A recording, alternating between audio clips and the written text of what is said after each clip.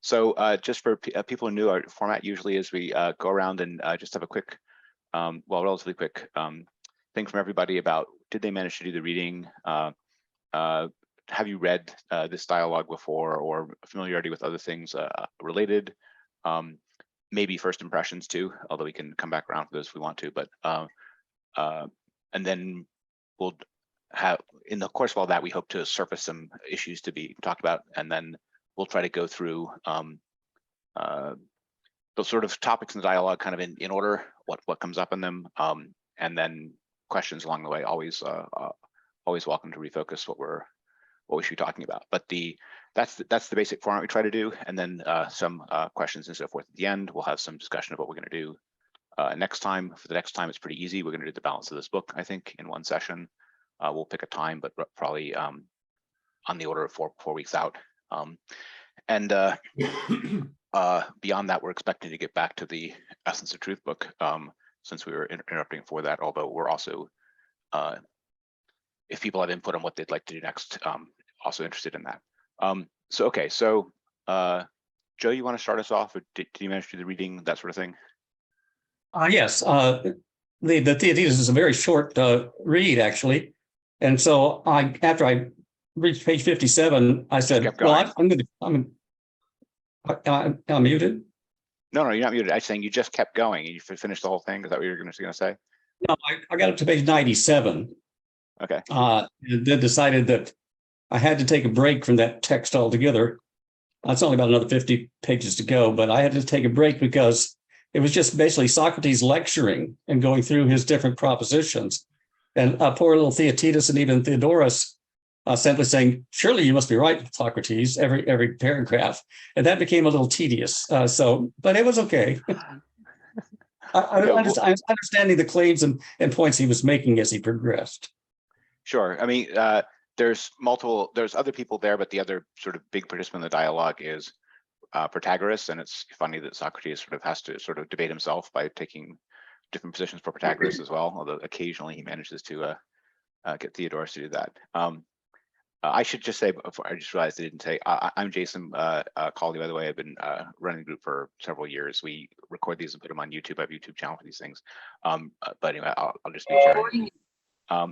Okay, did you want to have any comments about past familiarity with the dialogue? Was this like the first time you read this in a long time, or ever? Or that's the first time I've ever read it.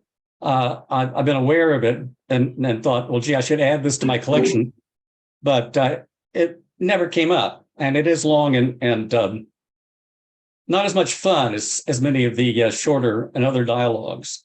But it's certainly worth doing now. I'm glad I'm doing it now. And I do want to pick up again with Heidegger very shortly. Okay. Carlos?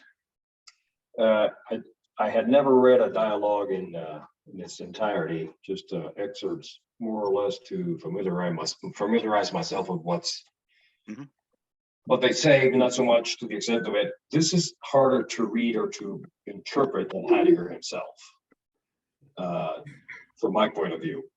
Maybe it's the translations, maybe it's the context, but it was trudging through it was not that trudging through Heidegger is pleasant, but it was less pleasant.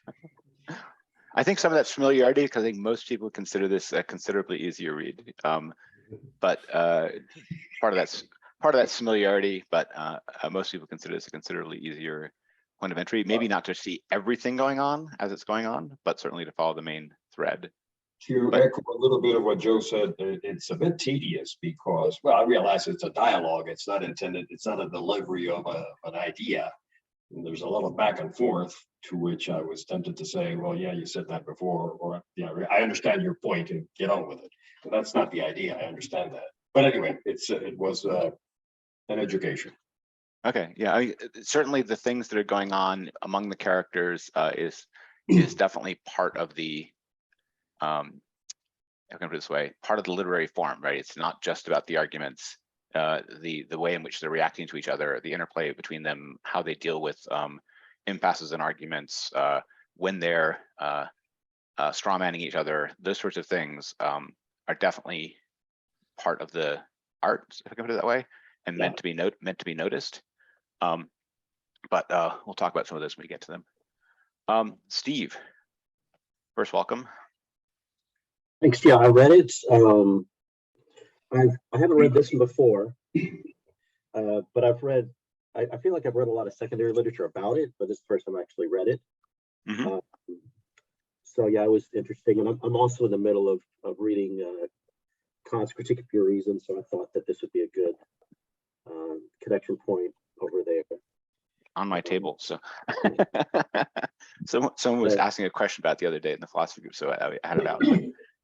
Yeah, Great. so I've been watching the YouTube videos for the past several weeks on the Heidegger stuff, and so yeah, I enjoy it. Okay, so past familiarity with Plato in other things rather than this dialogue? Yeah, I've read Protagoras, Republic, several of the others, but this is the first time I've read this one. Gotcha. It's good to bring up the Protagoras because he's, one of the protagonists here, but there's a separate dialogue about him that we'll at least talk about quickly in passing.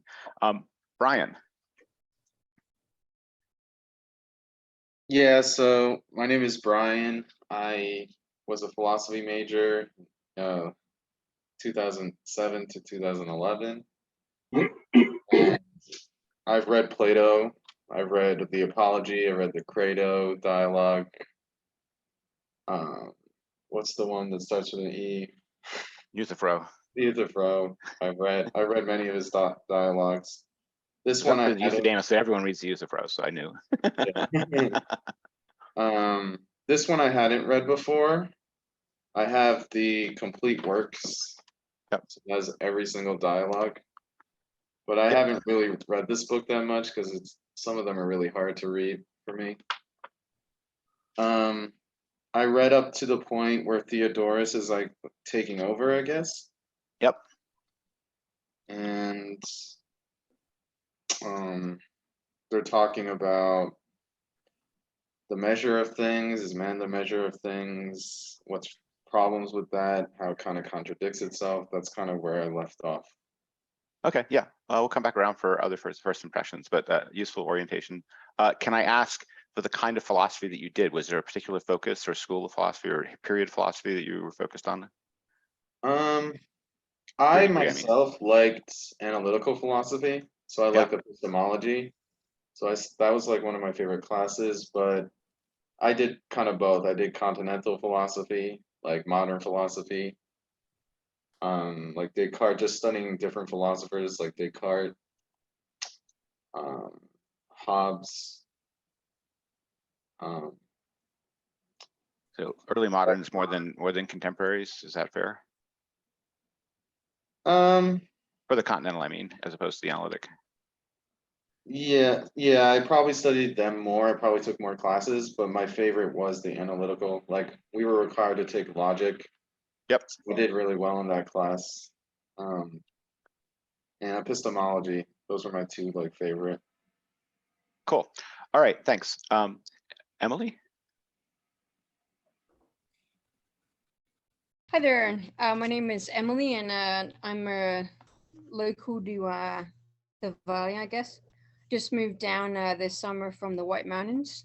I was a teacher in White Mountain Apache Reservation. I'm continuing to being a teacher down here, and I studied classics in high school. Not ancient Greek, but Latin. And I'm interested in returning to it as an adult. I have not read the text on Heidegger. But I have, and then I read the text, but just in snapshots throughout the week. I can just share a little bit about like some items that just leapt out at me and my take on them. Well, first of all, just looking at the study of knowledge, and then trying to.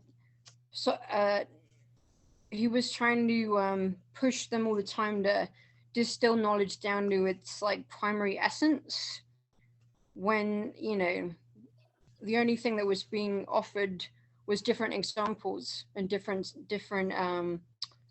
examples of knowledge, like in everyday life. The question is if it has the same roots of epistemology, right? And whether you can do that, and is it important to do that, to distill it, or will it does that destroy the nature of the knowledge? So that struck out with me. And also this idea of knowledge being tied to motion, right? And having to be vital, have vitality, like to be living knowledge. That's what struck me. And is this something that we need to maintain, like an activist kind of maintenance of knowledge? I like that contrast with the knowledge being contrasted with the motion, and this idea that a human mind has to breathe life into the knowledge, right, to make it be vital. Yeah, so this is when he was in the discussion of the Protagoras thesis, and at one point he even says, so motion is the good, right? And when Plato says something like that, you should pay attention. He's describing this to Protagoras, of course, not to himself. But he does talk about things like first for things of the body, but then also for things of the mind. Remaining in training is sort of necessary for it, and calls that essential to learning. But all of that is part of he's trying to support as much. I don't know if as much as he can, but he's trying to support the position of Protagoras and what he calls the army of Homer, of all the people who say that all is motion. But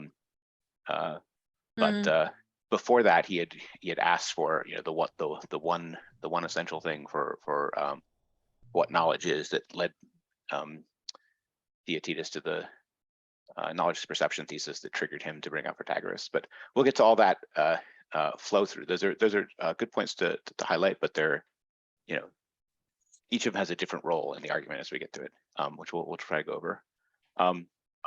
But that's good. We can come back around for first impressions for others too. But Pete. Hello.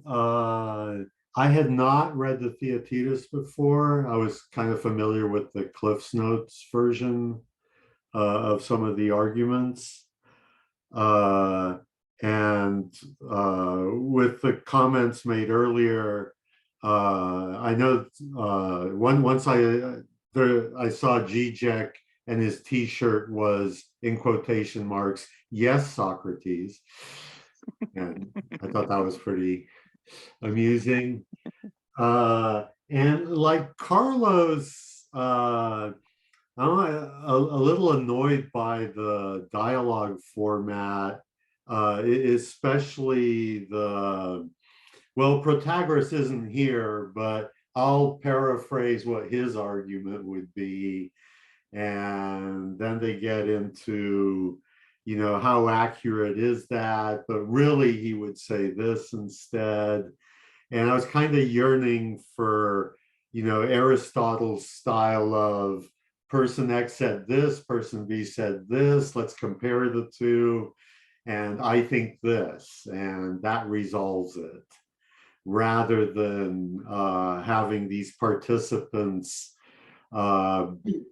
pretending to be in the conversation about the subject, and at one or two removes from actually saying, I believe this and you believe that, which the dialogues I'm more familiar with seem to have that format more, although this is not as difficult as the Parmenides. I'll give it that.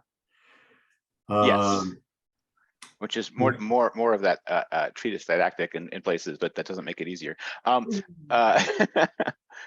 would say you're at least 4 removes here, and that's part of the game going on. But okay, so just wrestling with dialogue form, had clip notes of it beforehand. Do we want to come back around for first impressions? I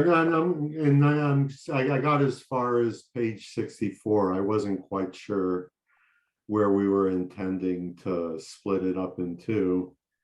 But I'm kind of, you know, I'm familiar with the arguments about, you know, is man. Yeah, you went a little farther than our breakpoint, but that's fine. I mean, it's okay. Yeah. Yeah. And I'm familiar with the argument, you know, is it doxa? Do you have true opinion? And the arguments between falsity and not knowing and deliberately obfuscating. So, I was kind of familiar with the arguments, but the dialogue was new to me.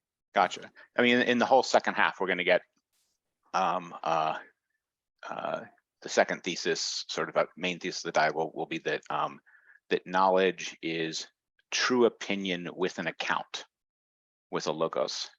That's sort of where the thing they'll try to examine in the second half. Whereas in the first half, they're examining knowledge as perception, Theaetetus' version of it, and that Socrates kind of surreptitiously substitutes Protagoras' man as measure all things for instead. It's not clear that those are exactly the same thing, but yeah, the opinion has already come up in several places, and opinion is even used in the first half as part of the argument against Protagoras' position. But there's at least three different, at least three or maybe four different definitions of knowledge running around here, and we haven't gotten to the opinion one yet, but we will. Okay, but it's good to know how new some of this stuff is to you. Craig, I know you're going to tell me you've read this before, but probably not recently, but how recently? Yeah, 50 plus years ago. So I don't remember it very well. Yeah, I share the general opinion of the others that it's a style that I'm not really enjoying. It's you're trying to pick out whether he's being tongue in cheek, whether he's really saying something profound, or whether he's just making fun of people. So I found some of the commentaries on it a little more helpful than the actual dialogue itself. The introduction in the version that we were working with was very helpful to sort of help follow what his convolutions were. But yeah, so I have the same kind of thing. It's not the style that I'm usually comfortable with, but it's been a long time since I've read Plato directly. So it's rattling the cobwebs is pretty much the story on it. No issues for now, but we'll listen to the dialogue. Fair enough. I will say for the form, I mean, yes, it can take some getting used to, but it's a feature of Platonic dialogues that there's way more in them than you think there is on first reading.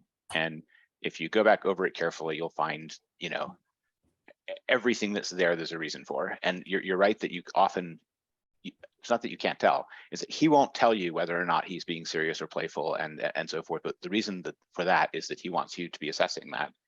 Yeah. And training people how to assess those things themselves is what the form is meant to do, right? If I just tell you this is the truth, you gain no capacity to assess truth for yourself. But if I show you examples of strong arguments and fallacious arguments side by side, and you're supposed to notice that one of them is funny and the other one is, or just a joke, and the other one is weighty, then you do get that kind of training. So he's definitely. Do we know that this is fiction or is really an account of true historical dialogues? Is there any way? Does anybody? It's almost certainly fiction, but I'll go into some of that when I tell you something about the sort of setting of it all. This is a deliberately composed dramatic work of Plato that fits together with some of his other dialogues and is part of the story of the last days of Socrates, or the ideas of the mature Socrates. By mature Socrates, I mean between the time that he is charged and the time that he is executed. So he didn't have time to change his opinions very much, except to the extent those things might have. So it's not a young Socrates, whereas the Socrates of the Protagoras, for example, is a much younger Socrates. But we'll get to that when we get to the overall form of it. And when I say that, the original setting, that very intro part, is set much later at the time when Theatetus is dying. But then it quickly goes into a narrative of the conversation that Theatetus and Socrates had back when it was just before Socrates' death. And that's meant to be a conscious parallelism, that both of them are being assessed near the end of their life after all of their works are done. But we'll come to that. Chuck? Well, I'm not muted. Okay. I'm a little late. We had a joint service of the Spanish-speaking congregation and the English-speaking congregation today on the Sunday of the Assumption. So I was a little later than usual. I hope to be catching up before or during my trip to San Francisco, but I'm, as usual, behind and going to just benefit from the wise insights of everybody else who's already read the material. Okay, that's fine. Jeff? Yeah, yeah, I'm glad to hear that we're going to be focusing on the dialogue aspects of it. Because I first read it in 2016. It was right after I stopped conducting my own meeting, actually. And these meetings were with the San Francisco philosophy group, and which is primarily analytical. And so we were really deep into the epistemology of it. And I was always taking the Heraclitan side, so to speak. And so I really read it quite closely, because although I was reading closely from about 660 on, where the arguments started coming out, and sort of how to knock down those arguments. I was surprised in rereading it that it was I posted the essay, which was the outcome of that thorough reading. But it's interesting though that this time through, they don't even begin. I guess I sort of took a political turn, at the end of 2016, and so now it just all seems a little bit laughable. But I didn't pay much attention to the dialogue stuff, which is really what we'll probably do mostly today, because that's what most of their reading is.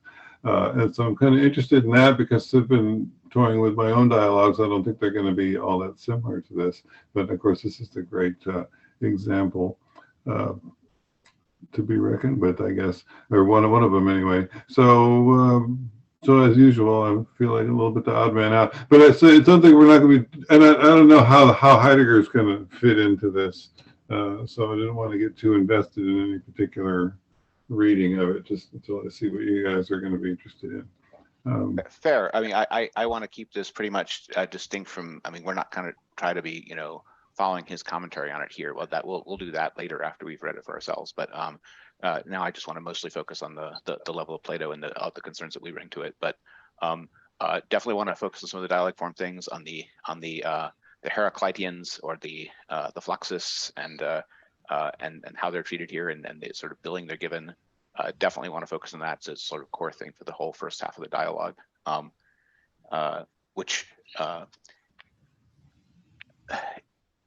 in a lot of Platonic dialogues, there's a kind of game going on of Socrates knocking down a straw man, and this one goes out of its way to make sure that the man being knocked down is not straw, right? It's plenty of trying to steel man Protagoras' position. And you can argue whether or not he's sufficient at that, or come up with other refinements of it, but he does try to present that position fairly before having his criticisms of it. We can talk about whether or not how far he manages to do that successfully, but he's definitely the attempt. Okay, did other people? I realize some people whom were going around just had a chance to talk about their. Did they do the reading stuff? Does other people that want to give first impressions or particular things they want to make sure we touch on or talk about before we get into the book itself? Carlos. I have a question regarding some of the symbology or the letters on the margins of the book. Yes. There are the single letters, the B, C, and I've never found an A. What is that all about? That's just curiosity. Right. So like if you look at page 56, you'll see that there's, and halfway down the page on the left, there's a 168A. So right. what these are Stephanus pages. That means they're pages in the Stephanus edition from the Renaissance or whatever, a very old edition of Plato's works. And the A, B, C, D, E, right, are sections down the page as he had it laid out. And 165A will mean it's the start of Stephanus page 165. Okay. And then those things down below that will be sections or paragraphs of that in that ancient that medieval edition. And then so that's just a way of trying to have a reference besides pagination that's common across all the different editions and translations and so forth. That's why the A is associated with a number only. That's right. So when you're on an A, it's going to give you a number, and that's going to say that's when that page starts, and this is section A of it, this is section B of it. Once you get to section E of it, then anything below the section E of it is going to be on the next page. Thank you. Yep. Good question. Okay. Any other first impression comments people want to do before we talk about this setting? Okay, so we get this weird setting at the beginning where these characters who we almost never hear anything else about, Euclides and Terpsion, are talking about this, oh, did you hear Theaetetus is dying and this is what's going on, right? And then it turns out that one of them has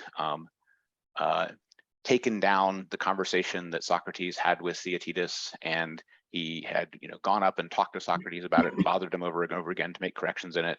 And, Socrates had told him, corrected anything that was said differently, and he came back and wrote it all down. So we have a written account as near as possible, corrected and edited by Socrates, so to speak, of what the content of this conversation was. That's the way that that intro thing is presented. But this is also something which is being, quote, performed for us years afterwards when Theaetetus himself is dying. Theaetetus is dying in middle age at a war. He was a successful mathematician who was a student of Theodorus and to a lesser degree of Socrates. And he's famous for his work on geometry. It's a definite section of Euclid that's ascribed to Theaetetus. It's especially dealing with one of the topics that's talked about in the book, which is irrational numbers, basically, roots, and commensurability or incommensurability of algebraic roots, basically. But there's a whole way in which various issues that we would think of as issues of number theory are embedded in questions of geometry, and there are sections of Euclid that are about all that. And that's the kind of stuff that Theaetetus was known for as a mathematician. Theodorus, who was his teacher, was also a mathematician and an astronomer, but he also was a friend and student of Protagoras. So that's one of the things connecting them together. So Theodorus is kind of a representative of the kind of exact analytical knowledge of the ancient Greeks, and Theaetetus is like his brightest and promising geometry student who's going to go off and prove things rigorously in mathematics, and that's meant to be a kind of paradigm of what passes for rigorous knowledge. But it's also the case that Theodorus, the teacher of Theaetetus, associated with the sophist Protagoras. He was a friend of his, he studied with him, etc. So he came out of that school before just going into basically math and astronomy. So it's important to understand sort of that context, why, if you're going to have a dialogue about knowledge, who is the interlocutor going to be? And the answer is they're going to be representatives there of the most rigorous knowledge that the ancient Greeks felt themselves to possess, which is their what they discovered about mathematics. Okay, so that's just a little bit about why is this about the Theaetetus at all. Theaetetus in the very intro thing is presented as he's just coming back from, he was off with the army, he was wounded, and then he's dying of a disease that has come down upon the army. That disease is the flux. He's being killed by motion. Too much motion is killing him. When Socrates is described dying in the Phaedo, the hemlock makes his limbs go cold and still from the legs up. So he dies by rest. So there's that contrast between the two characters that's there, and that's an example of the kinds of literary games that you find in Platonic dialogues, if I can put it that way. Another is in the very beginning, and these are the kinds of things that would just fly by you if you aren't looking for them. But there's a whole bunch of different issues you can think of as issues of distinction and issues of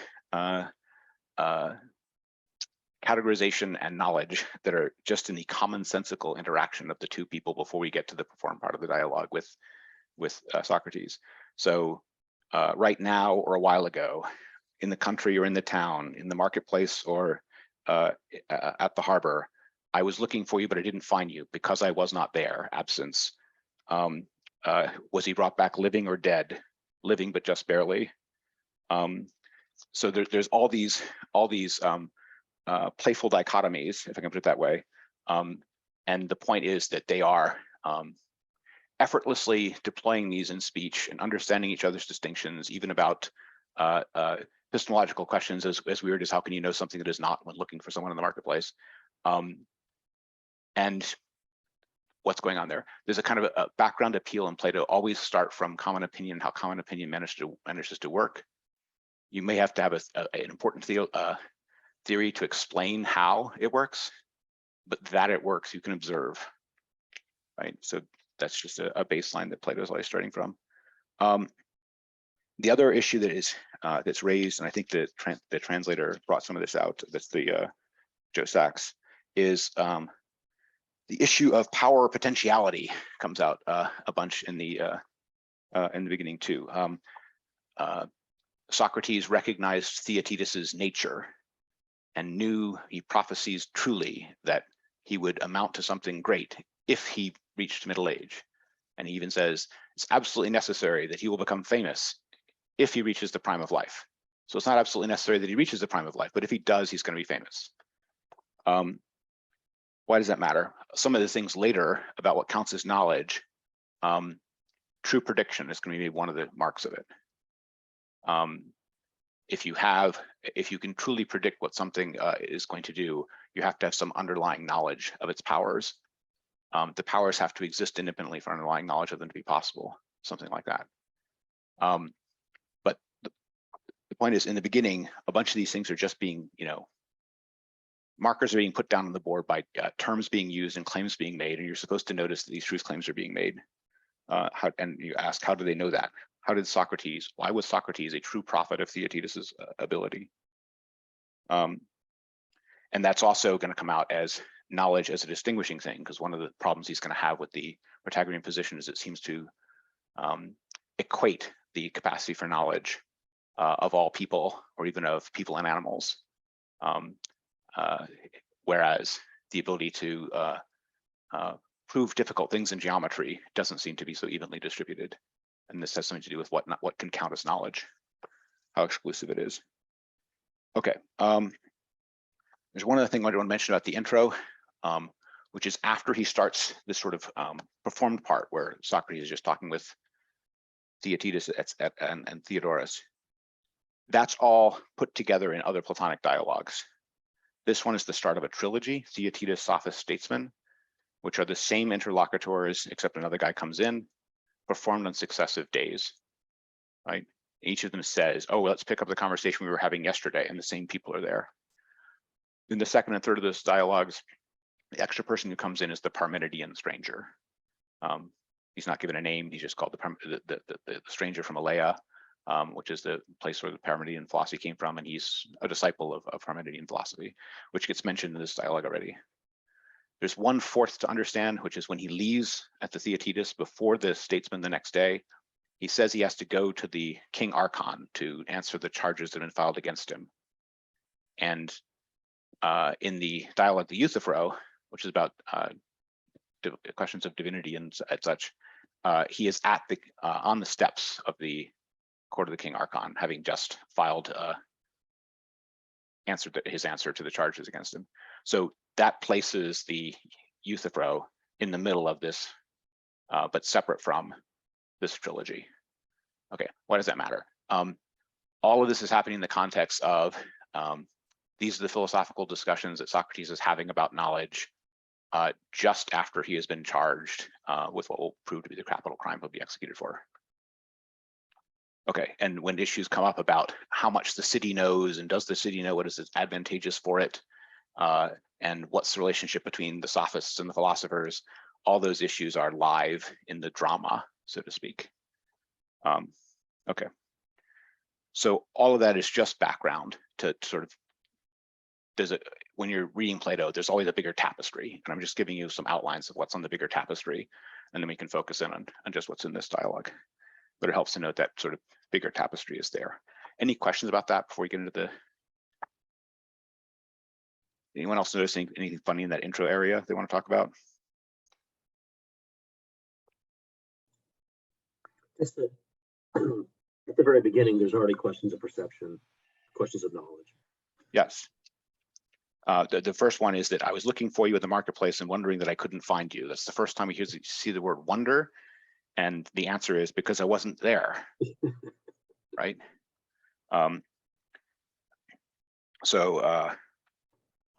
Yeah.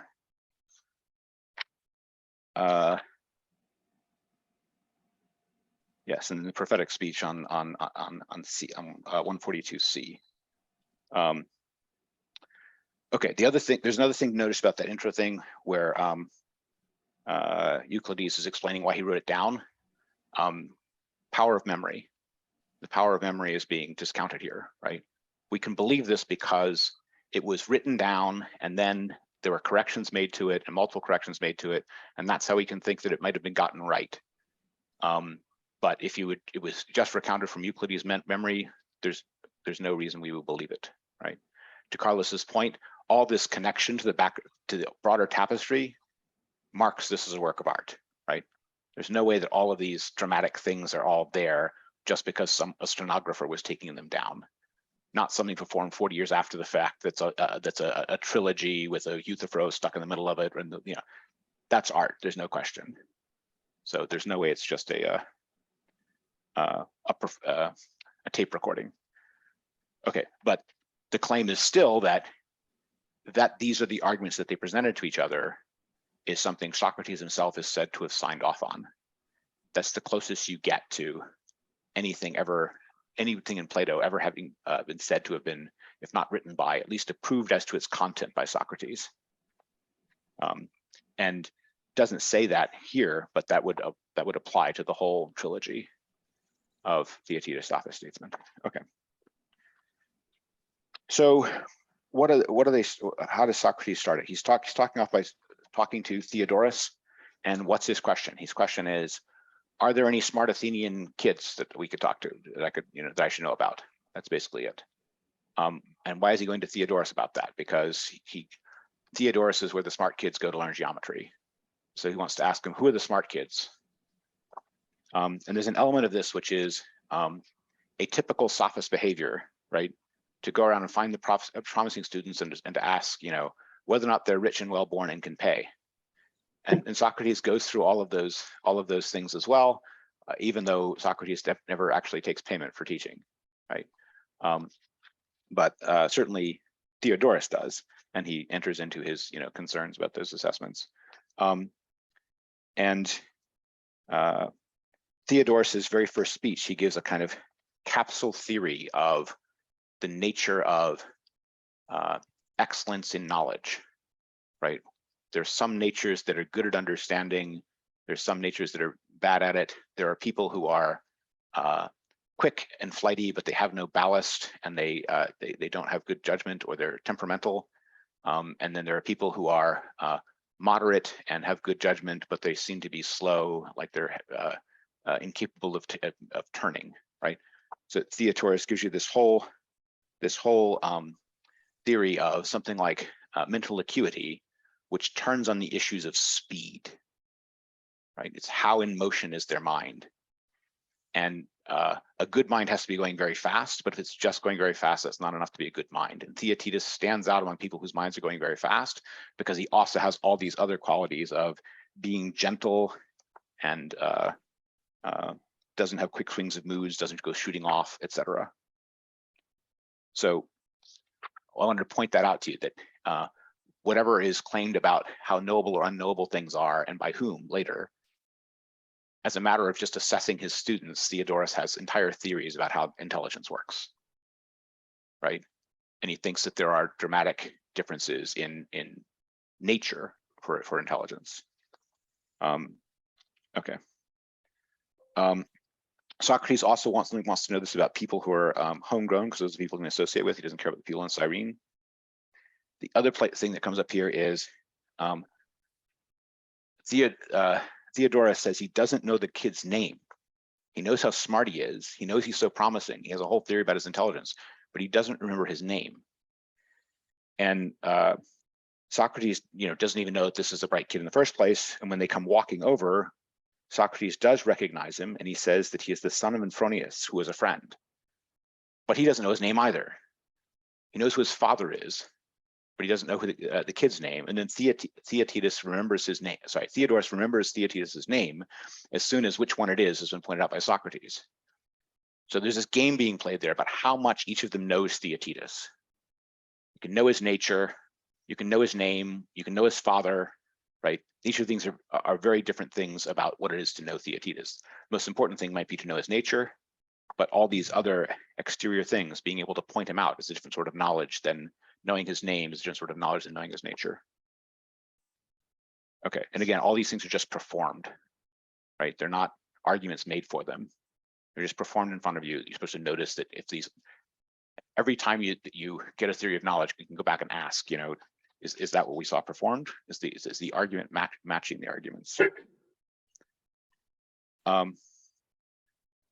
Okay. And so, okay. Theodorus's description of him is that he's ugly like you, Socrates, right? and Socrates puts down Theodorus's ability to assess whether or not people are beautiful, but he thinks that he can assess whether or not they're intelligent. And he flatters Theaetetus to his face that no one has ever praised anyone to me like Theodorus praised you just now, right? So he's buttering Theaetetus up.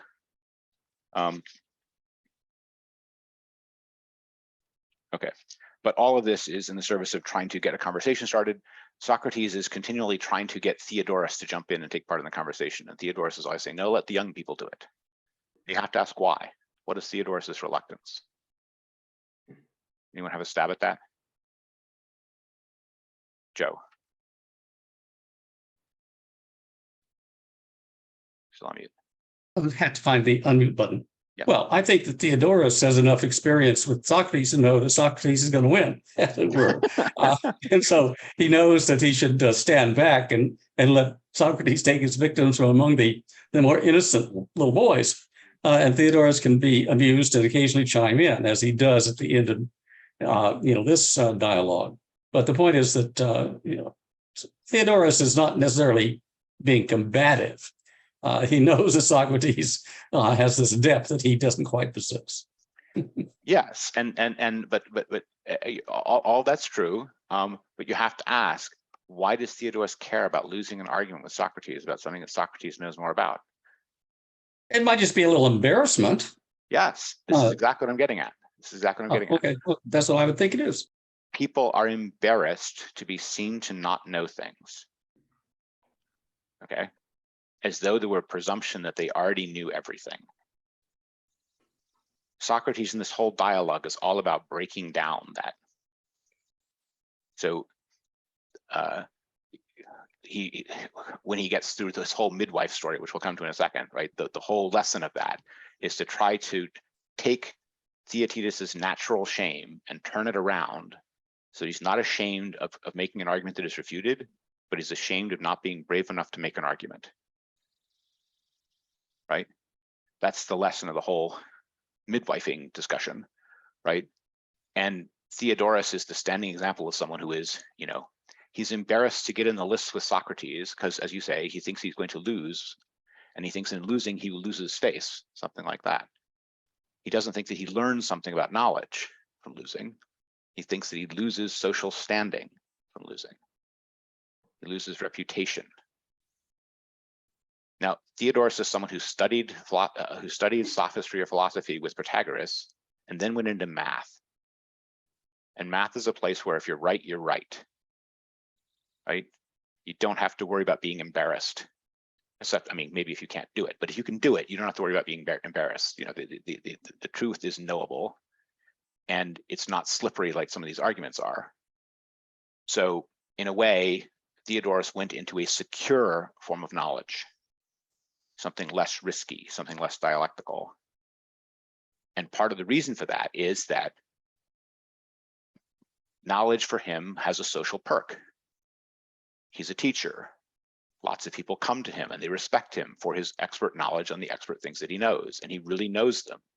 So he's confident about them. And compared to that, getting into the list with Socrates is like being invited to a social pratfall and to be shown up as, not having thought seriously about these things. And he thinks that that's fine for young people because young people expect to, they're still learning. It's fine for them to be embarrassed. They're supple, he says. I'm old and stiff. I can't learn new things. And this is also a contrast. The young are supposed to be supple and quick and able to learn. Theodorus is supposed to be old and incapable of learning new things, but also to know things. So does knowledge make it easier to know or harder to know? All those sorts of questions are there in the background, just of this social thing of why is Theodorus reluctant to wrestle? And this is always compared to wrestling. They talk about how the Spartans, if you go to the gym, in a Spartan gym, right, you either have to strip down and wrestle or you have to go away. You're not allowed to stand there and watch, right? So anyway, the point is that some of these things, which just like they're social performative things, there's actually commentaries on them about what's the difference. Why are people attached to knowledge? What's the difference in the attachment to knowledge that's truly philosophic and can admit when it doesn't know things and wants to find out anyway, and an attachment to knowledge which is mercenary in the service of reputation, say, and is therefore embarrassed if it's refuted. Anyway, that contrast is there throughout, and Theodorus, to his credit, is drawn out by Socrates, right? He does get into the lists, and he's willing to go with them a certain distance, but he's definitely not a Socratic in that way. He doesn't love argument the way that Socrates loves argument. He loves proof, different thing. And the fact that loving proof as a mathematician loves proof and loving argument as Socrates loves argument, that those are different things, is part of the point of the dialogue. Okay. Questions or comments on any of that? Carlos. Comment, this idea of embarrassment at lack of knowledge is similar to, that's part of the reason why young people learn a language much more quickly, especially children. There is no such thing as embarrassment at making a mistake if you're correct. If you're an adult, you're embarrassed at making a mistake, and that's precisely what you need, to have somebody correct you. So there's a parallel. I'm not saying the same thing, but there's some kind of I agree with you. There's even a place in there where after being urged by Socrates to be brave and answer, Theaetetus says, okay, I'll answer, because if I say something wrong, at any rate, the two of you will correct me. Yeah, there you go. And Socrates' response is, yes, we will, if we're able. Because Socrates doesn't assume that they're going to be able to correct him, but Theaetetus does. Theaetetus assumes that these older, wiser guys can, of course, they can correct him if he makes a mistake. And he's, willing to be confident to stick his neck out and make a mistake because he expects to be corrected for it. Socrates is much less confident that they may be able to correct him. There could be things which are advanced where the correct answer from the most correcting person is, we don't know, right? Yeah. The attitude of Theaetetus then is even more commendable. He's expecting to be incorrect. And yes. He's expecting to be corrected. Yes, exactly. And I agree that is commendable. It's the sign of the excellent nature that Socrates is continually praising him for, right? Is that he is eager to learn. He's brave at sticking his neck out. He advanced the thesis, and if it gets shot down, he's okay with it. He's trying to learn, right?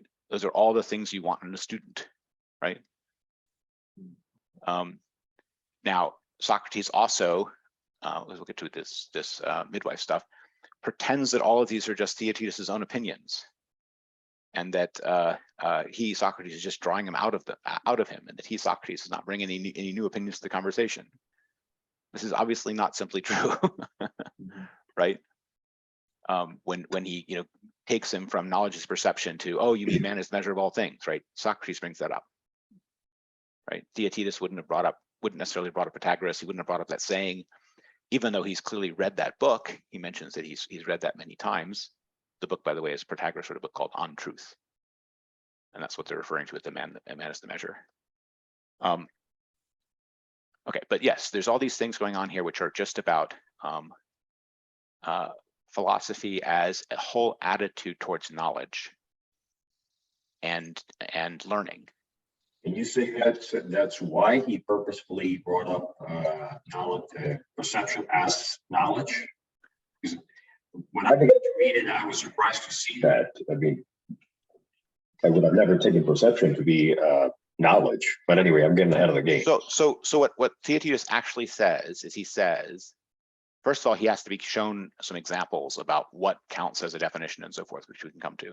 But after he's grasped what Socrates is after, and he looks at the matter himself, he says, it seems to me that when people know something, they perceive it.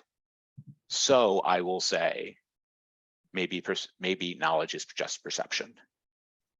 So he has looked away to the instances and he's tried to find a mark that they all have in common. And he noticed that fact, right? He calls it a fact, but he says he notices that when people know something, they perceive it. Now, that could be that that's the definition. It could be just a necessary consequence of knowing something, that you can also mentally perceive it. It doesn't have to be the essence of knowledge, but Theaetetus thinks it's a constant mark of knowledge occurrences. And so he had, prompted by to say something bold, right? He advanced it at his thesis. As soon as he does that, Socrates thinks, oh, you probably heard this from, all the Protagoras you've read. Well, why does he think he's read a bunch of Protagoras? Well, because all the kids are reading Protagoras these days, and Protagoras is the most famous sophist in Greece, and his teacher was a friend of Protagoras. So he's probably read Protagoras. So maybe the reason he has this opinion is because he got it from Protagoras, is sort of Socrates's attitude there. But that's not something that Theaetetus himself brought up. He didn't say, according to my august professor Protagoras, knowledge is perception. He doesn't make an argument from authority at all. He points the way to the thing itself, which is again a sign that he's actually grappling with it like a mathematician. He's not just pointing to authorities.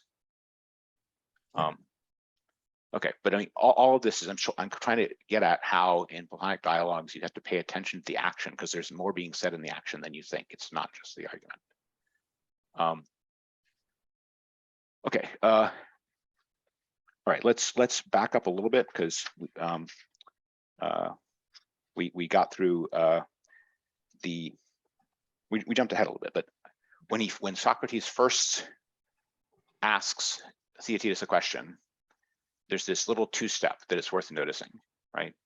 He says, Socrates first looks at all these instances of the things which Theodorus is teaching him, which we can say are different sciences, something like that. And then he says, are people who are learning about these things becoming wiser in the things that they're learning about? And he uses wiser wisdom. He uses the word wisdom. He doesn't use the word knowledge. And then within like 3 exchanges, he replaces wisdom with knowledge, right? And this is presented to Theaetetus as something Theaetetus can sign off on or not, right? He basically asks Theaetetus point blank, is wisdom the same thing as knowledge? And Theaetetus doesn't think that that's a giant argument, whereas in any other Platonic dialogue, that could be the whole dialogue. It could just be about that argument, is wisdom knowledge? Instead, Theaetetus just says yes, and Socrates lets it go and keeps going. Sorry, we'll get back to Jeff in just a second. The reason I want to point this out is this is something you do get in some Platonic dialogues, and it's what's called, we would call a dialectical posing. What do I mean by that? You're proceeding on the basis of a premise that was granted to you by your opponent or by your interlocutor that wasn't necessarily thrashed out sufficiently to know that it's true, right? It's like we're going to proceed on the basis of a mutually agreed assumption, which was just granted for the sake of the argument. And here, everything they're saying is happening inside the brackets of if knowledge and wisdom are the same thing, what's knowledge? But that thing is going to pop back up in various places, right? Whether or not there's slippage between knowledge and wisdom, whether or not wisdom is something different from knowledge. But because the other guy accepts it, you can proceed as though it's true. That's how dialectic works. Dialectic is not deduction. It's not a purely deductive treatise. Dialectic means if somebody grants you a premise, you're allowed to use it. And if later they want to retract it, you go back and unsettle it again. But anything that's been agreed can be used as a premise in a later reasoning, right? That's what it means to call something a dialectical treatment. It means you're not getting all the way down to brass tacks definitions or first principles of perception or something like that. You're taking another person's agreement in the course of the argument as sufficient for the sake of the argument to proceed on. But you're supposed to notice when those brackets have been left, right? You're supposed to notice that we're all inside this, especially if it's a chestnut in the rest of Plato about are wisdom and knowledge the same or different. Over in the dialogue to Protagoras, the question will be, is our knowledge and wisdom is knowledge wisdom, and can wisdom be taught? Those are the main questions in that other dialogue. So here you're happening all inside this equation sign between them. Sorry, Emily, you had a question, and then we'll get back to Jeff. So Theatetus, on his own, doing his geometry, is it fair to assume that he would not have experience of that dialectical thing himself? He probably doesn't understand it at the depth that Socrates does, but he's read Protagoras' book on truth. He probably has some experience of it. It may not be as much as what he's used to from classes with Theodorus, which may be more on this deductive manner. But if he's reading Protagoras, then as well, whatever else he's doing, he probably has at least some exposure to it. Does that help? Sorry, you froze.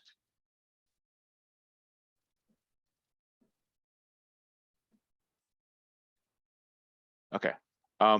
Sorry, Jeff, you were trying to say something in the chat. Do you want to jump in? Well, it was mostly for the chat, but now that I've got you, could you clarify? So did I just skim it too quickly or something and didn't catch that's or are you giving another reading of? No, I mean, this is there in the text, but it's not that he doesn't say that perception is knowledge. He does, but he gives a reason why he thinks that. He starts by saying that when people know something, they perceive it, and he advances that as the reason why he's now going to go further than that and claim that perception is knowledge and put the equal sign between them. But he's in the very first interchange with Socrates, where he's trying to where he makes that claim, he gives a reason for it. He doesn't just recite it. He gives a reason for it and says, so that's what I'm going to claim. This also ties in with the second half of the dialogue, where a right opinion with an account is distinguished from just a right opinion or something like that. So he has a reason why he thinks this, and he tells you what the reason is, but then the thing he thinks is stronger than his reason for it. Does that help? For some reason my internet is a little spotty, so I missed some of that. But yeah, so I think it'll get covered later. Thanks. Okay. Okay.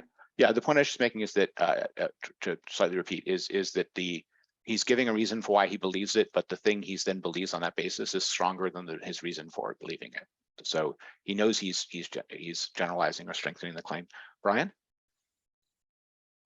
Yeah, I like that you mentioned that they like continue based on things they agreed upon, because that's a common thing. Like I know in Credo, they talk about just like what's a just law, but then they never really talk about what is a just law, but then they're always talking about what it means to break a law. So they disagree that about just laws and stuff, but they don't really go into what it means. Yes, there's all kinds of places in Plato where one of the more interesting paths the dialogue leaves open is the place where they agreed upon something too quickly, right? And especially if it comes up again later, right? That's like a sign that there's, here be dragons or something, right? There's a whole nother argument there, and often it'll be the case that there's a whole nother dialogue that treats that one sub question, right, with different people involved. But this is kind of, if I can put it this way, Plato's way of burying the mountains of all the other arguments he can't fit in the dialogue that's about X, right? He doesn't want to have one dialogue that's about everything. He has a dialogue that's about a particular topic and it has certain assumptions. And if those assumptions are questionable, put the questions about those assumptions off in another dialogue. He doesn't always do that. He always do that with the theme things, but you can't put everything in every dialogue.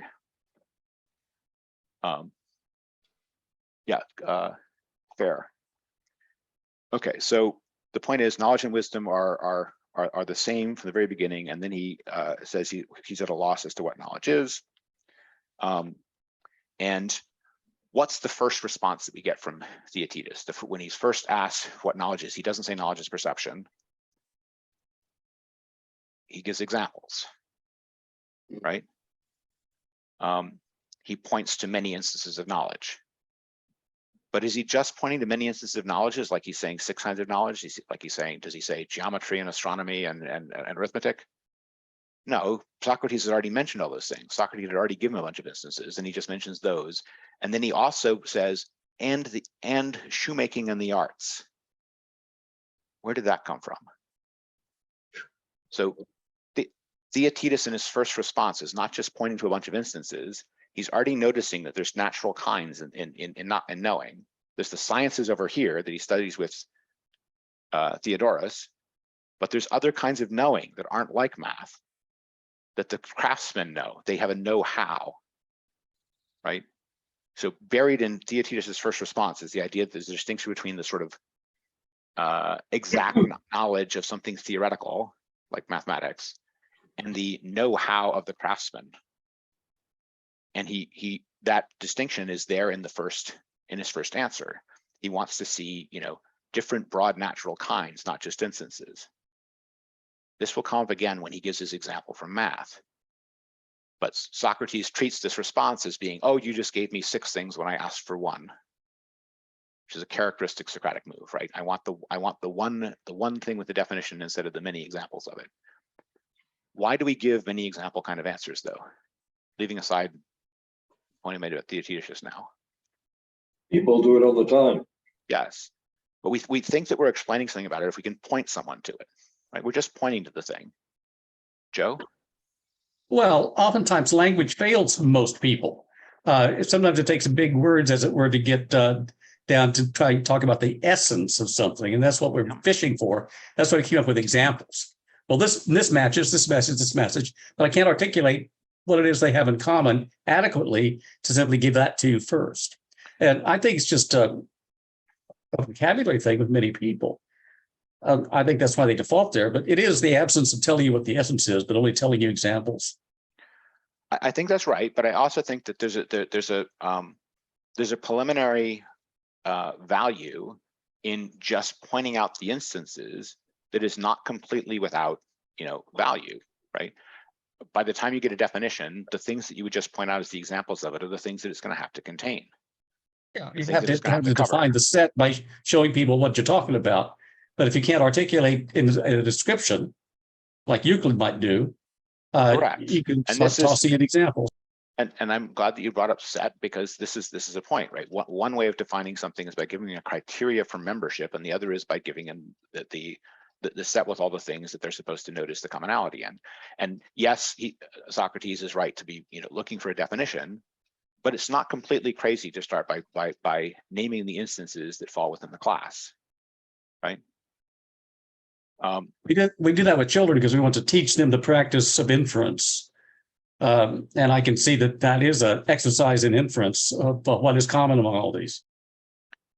Right, and we'll get later to commonality and difference as being essential to definitions and so on. But there's 2 first points to notice about Theaetetus's sort of natural response before he's been criticized, right?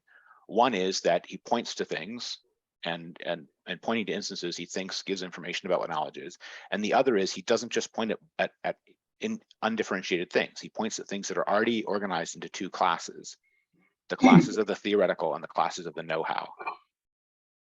And that's not a distinction that's followed up a ton later, but it's already mentioned there in the kind of knowledge that the craftsman has. In other dialogues, craftsman knowledge is definitely one of the Platonic paradigms of knowledge, if I can put it that way. So it's not something which is lost on Plato, if not on Socrates here. Okay. Socrates still wants a definition. He wants, the one thing that they all have in common. This is the characteristic Socratic move to give me the idea, give me the concept. That means a definition. That means one verbal formulation that all these things share. Okay. And he gives the example of, what does he give an example of? Does he tell them a whole theory of the ideal forms? Does he bring up, the idea of beauty, so that he's standing there like a straw man for Aristotle to take down a peg? No, he says, I mean mud. Mud is earth mixed with liquid. That's his example of a proper definition. So the Platonic chestnut is there an idea of mud? Well, according to this part of Plato, yes. There's nothing wrong with something like mud having an idea because it has a definition. Now, it's also a definition of something which is very commonsensical. It's a pure mixture. It's a purely physical thing. It still has a definition. Why does this matter? We're going to get into all the things a little bit later about how if everything is material or if everything is relations among material things in motion, then is something like exact knowledge possible, or is something like knowledge which is stable possible? So if Socrates' first example of a proper definition is mud, right? It puts the lie to certain possible interpretations of what he means by a definition, as though something would have to be a highfalutin hyper-Uranian being with no contact with material reality in order to count as an idea. There's none of that here, right? His example of what needs a definition is mud. Jeff, question. Jeff saw me put his hands up. I can't tell if that's because he had an old question. No, it's more of an observation that yeah, it was me. Yeah, it actually did this whole deal. Are you not hearing me? I hear you. Yeah, I'm on my fastest computer. I don't know why. I can hear you fine. Just trying to listen. Okay, so the whole thing, it's neat that. I can hear you fine. Just trying to listen. You got some delay feedback. I know, but every time I start talking, you talk. And then, okay, so it's an example then. The answer to delay feedback. Oh, okay, well, I'm not sure which one of us is delayed, but just wait for me, and it'll come out. I don't know what's going on. It's clearly. I'm answering the question of why it is that people give examples. It's clearly because they're already on Protagoras' side. Where basically, when you want to know what something is, I want to make you perceive it. How do I do that? Do I do that by saying mud is a mixture of water and earth? No, I do it by giving examples of things that are muddy or whatever, right? So that's sort of that it's consistent. It's also kind of challenging in a way, but I think I'll leave that for later. It seems a characteristic of the later Platonic dialogues that they're sort of questioning the things that were blithely taken as assumptions, and like in saying the Republic or whatever. But does that point sort of make sense? That basically the reason we give examples is because we are oriented towards perception rather than rules and dialogue. So it's fair. I mean, so this is not what Socrates is asking for, but you without necessarily being conscious that they're being Pythagoreans, you're right that the part of the utility of pointing to things as instances, pointing to things with names, pointing in general, is that the person can bring their independent perception to bear on the reality and can judge for themselves, right? So the fact that pointing at something and the other person bringing their senses to bear on it can convey knowledge to them. Yes, that's congruent with the idea that to know something is to be able to perceive it yourself, right? So if that's the case, then all you have to do is have the perceptual capabilities yourself, and then you just need someone to point you at it, and then you independently look at it and understand it. Now, it's an open question how much you actually understand it if you're just looking at it, and that's what's going to be probed in the whole rest of the first half. But yes, there's the utility in that. It's definitely not, though, what Socrates is asking for when he's asking for a definition of knowledge itself, right? If everybody knew what knowledge itself was because they had seen 3 instances of it, the rest of the conversation would be unnecessary, right? But they don't. Even Protagoras thinks that they don't, because he'll write a whole book on truth trying to explain to them, right, how it all actually works, right? And that book, doing that explanation doesn't just say, go look at truths you know. Now you have the correct theory of truth. Instead, he writes a whole book on truth to explain his theory of truth to them. Does that make sense?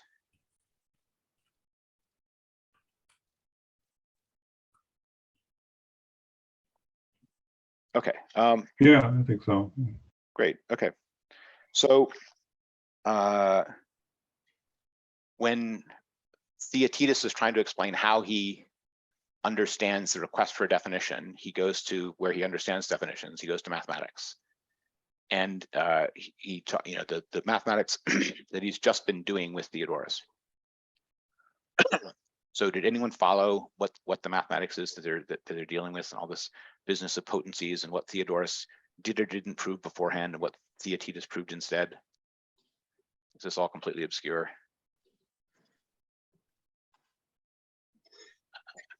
Thinking of Brian or Craig probably gets this. I thought it had to deal with, like, you have two numbers that are the same and you multiply them together, then you can make a square where the sides are the same length or something. So what they're dealing with is the question of commensurability of two lines. So you imagine you're just given abstract lengths. You're not told how long they are. Okay. You've got one line that's this long and one line that's that long. Imagine just both of them as drawn lines. And the question is, are these lines commensurable with one another? Can you divide one by one up by the other and get a fraction? Or are they incommensurable with one another, like the square root of 2 and 1, right? And they knew that in elementary geometry things, right? What you get if you construct something on the diagonal of a square, right? You're getting a square root, right? You get something whose area can be commensurable, but something whose lengths are not. So what they're calling a potentiality or a surd is any line that generates an area that is commensurable with another area, even though the lines themselves are not. So if two lines are commensurable, that's one thing. The other possibility is they're not commensurable, but the areas constructed on them are, right? And this is, a kind of what we would think of as a kind of number theoretical question about square roots and irrational numbers, right? But they thought of it as a geometry thing. And when we say that a certain number is a perfect square, what we mean is that you can make a plane figure out of something with two equal sides for it. 4 is a perfect square with sides of length 2, and 9 is a perfect square with lines of length 3, and so on. If you can have commensurable length lines on the two sides of something, the area of that thing will be a perfect square in relationship to the unit of length of those sides. And all the other numbers won't be, which means that their square roots won't be commensurable. The square root of something of area 4 is going to be 2, and it's going to be an integer. The square root of something of area 17 is going to be an irrational number. And therefore, it's not going to be commensurable with any other rational number. Well, yeah, there's a whole theory of these and where the commensurabilities are. But when they talk about commensurability, they mean, is this one divisible by the other in a rational way? Or does in our terms, does the decimal you would get repeat infinitely instead, right? But anyway, the theory of algebraic numbers comes out of exactly this kind of geometry problem. But they already knew things, that the rational numbers are not all of the numbers, right? There's also the algebraic numbers. And this incompleteness of the rationals is a chestnut in Plato that he's reading extra meaning into, right? There's not perfect harmonic rationality even in mathematics. Instead, there are dragons even in mathematics of places where perfect rationality doesn't reign. That's sort of one subtext there. But then what was the problem that Theodorus had? Theodorus was giving a method of proving all of these, which of these numbers were perfect squares and which of these numbers were not perfect squares, which of these numbers generated areas which are commensurable and which were not. But he was doing it inductively, going 1, 2, 3, going through a bunch of numbers. He got to 17. The proof he was using before didn't work anymore, and he kind of got stuck because he wasn't using a proof that generalized to all numbers in a class. He was using particular constructions he was making with, on a plane geometrically.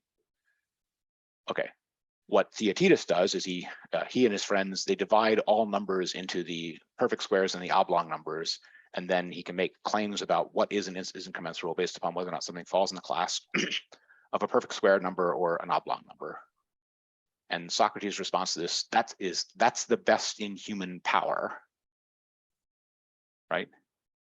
This is like the peak of rationality, as Socrates assesses it, is to not only come up with natural kinds, but come up with natural kinds that divide infinite classes in a way where one proof will go through for everything in that class. Okay, because that's when you really know the reason, so to speak, that you can get the truth about the whole infinite class at once. But this is the example from mathematics that Theaetetus is appealing to. Now, notice something about it. It's an appeal to not just one definition, but a definition that starts on making a distinction and dividing the subject into two classes, right? They're not even classes, they're not classes the same side, but they're two infinite classes that you have to divide things into because they don't all behave the same. Some behave one way and some behave the other way.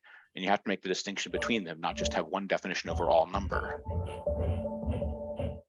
Anyway, I bring that up because there's other places where we'll get these infinite pairs generated between perceptibles and perceptions, percepts and perceptions in the section on flux, but also because Theaetetus's first answer was to make a similar kind of distinction within knowledge between the theoretical knowledge and the know-how, which might correspond to the kind of distinction he was making in among number.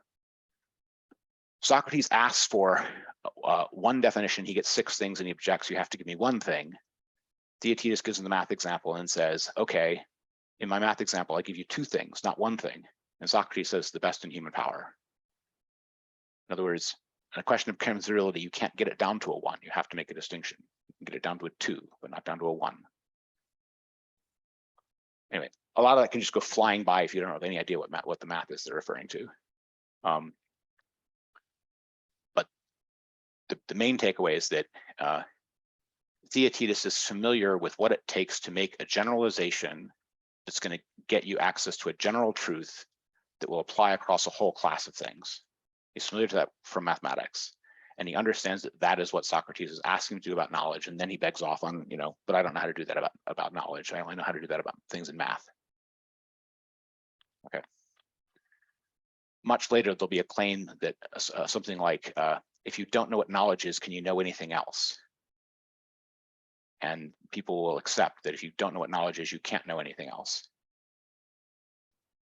But both the craftsman and this example give the lie to that.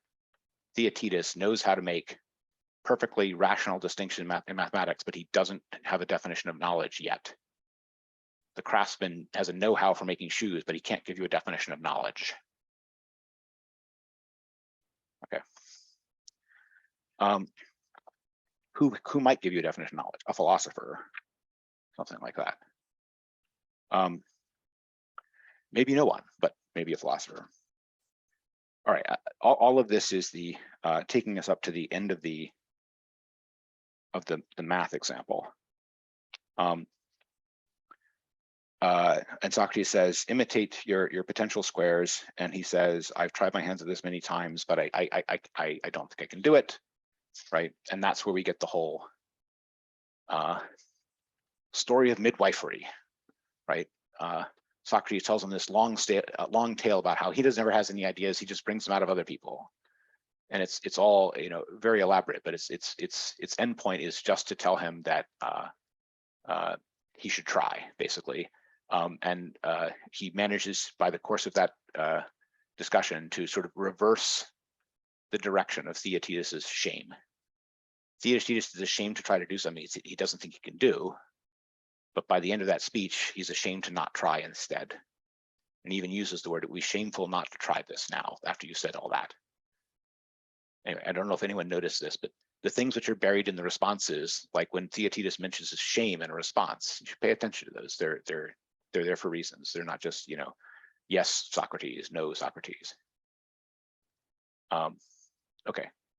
Questions about anything about the midwifery discussion?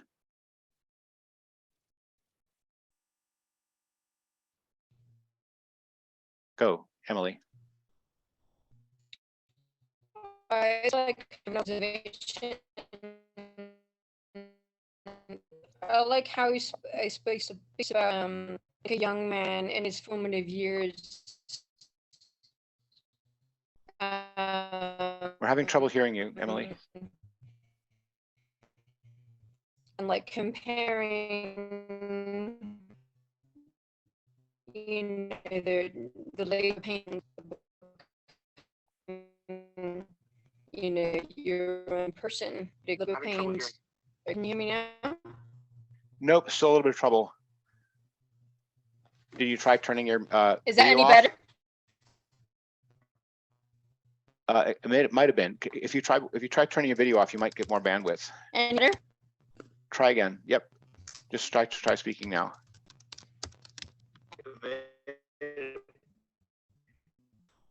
Yeah, I think we're still having trouble.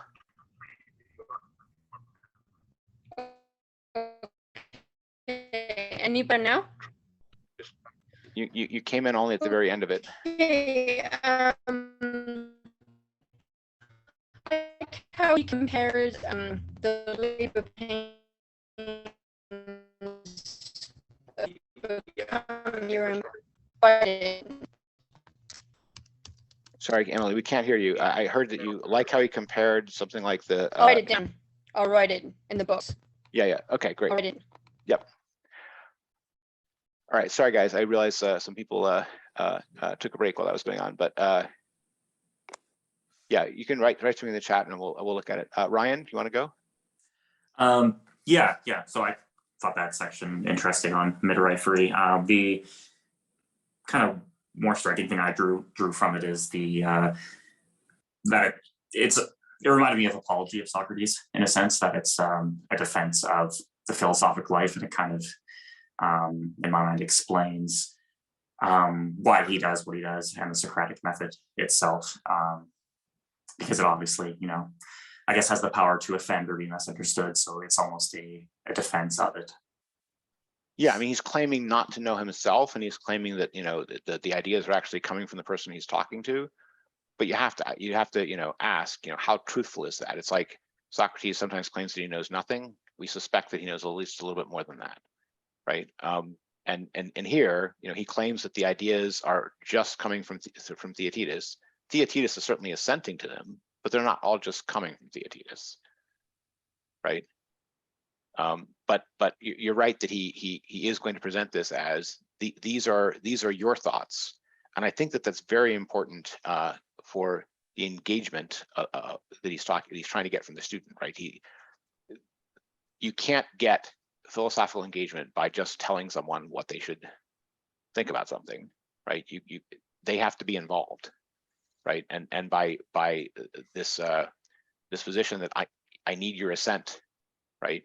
And that it's your idea is a kind of engagement of ownership in that's trying to get the person to wrestle with the question themselves, right? And to really engage on them.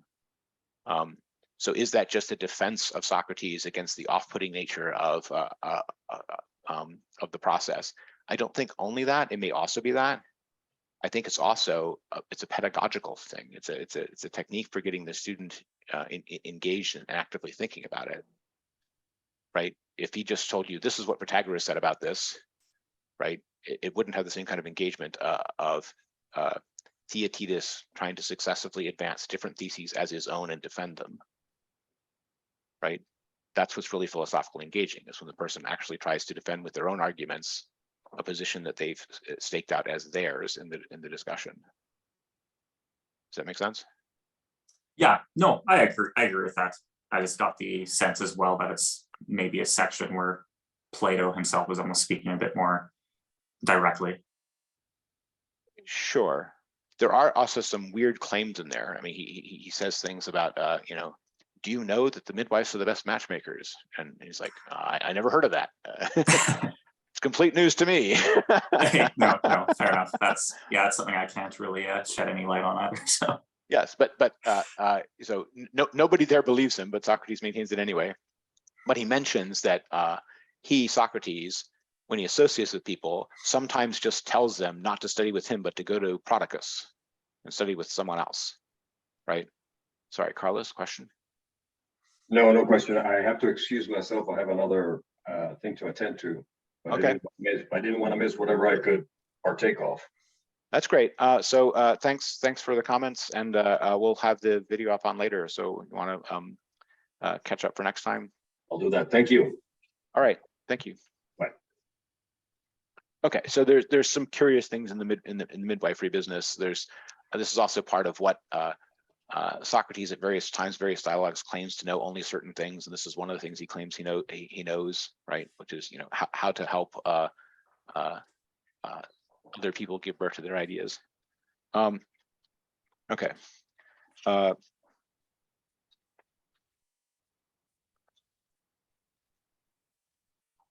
All right, so it's at 151E that we get the when you are so encouraging is a shameful thing for anyone not to be eager in every way to say what he has in it to say. And that's where he gets the actual statement that knowledge is perception. So the point is that it's the very first response to the midwife speech, the long midwife speech, that manages to get the first actual, definition-like claim of what knowledge is out of Theatetus, right? Okay. But does Socrates immediately examine it on its own merits as a definition? No.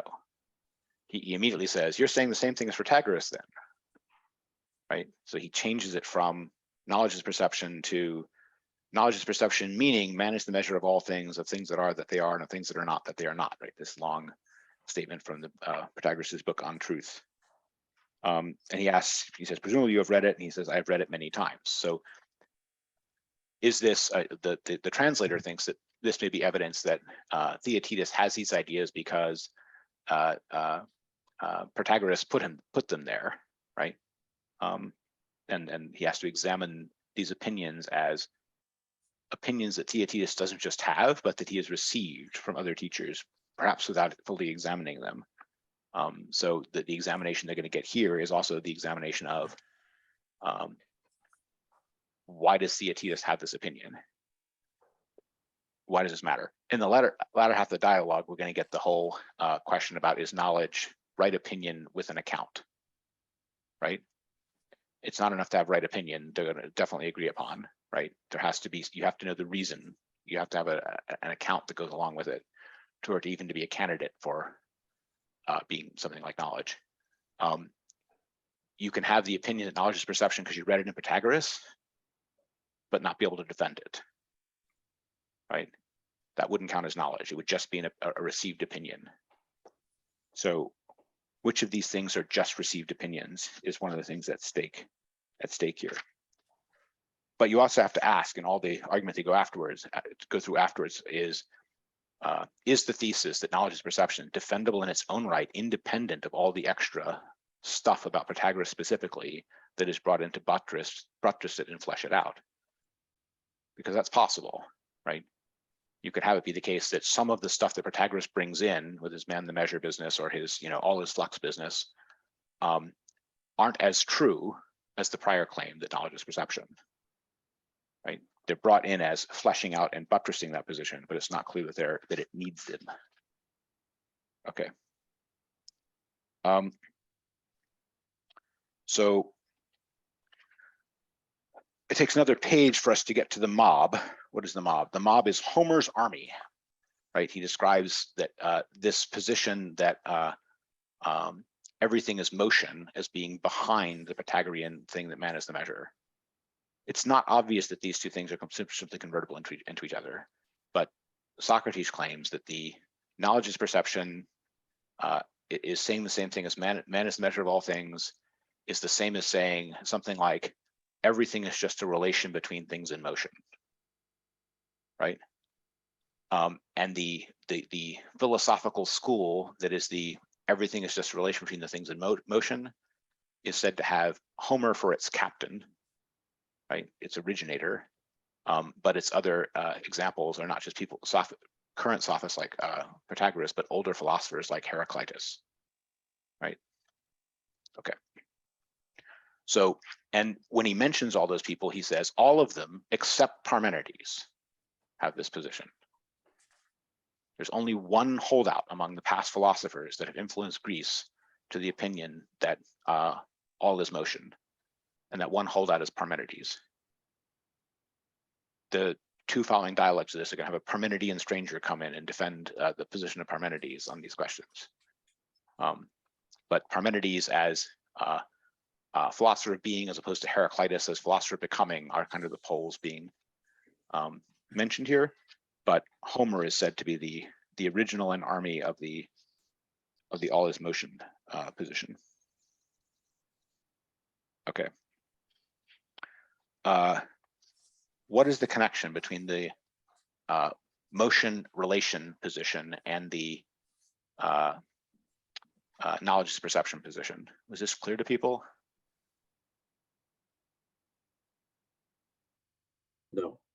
No, not clear. Can anyone run through a step or two of the argument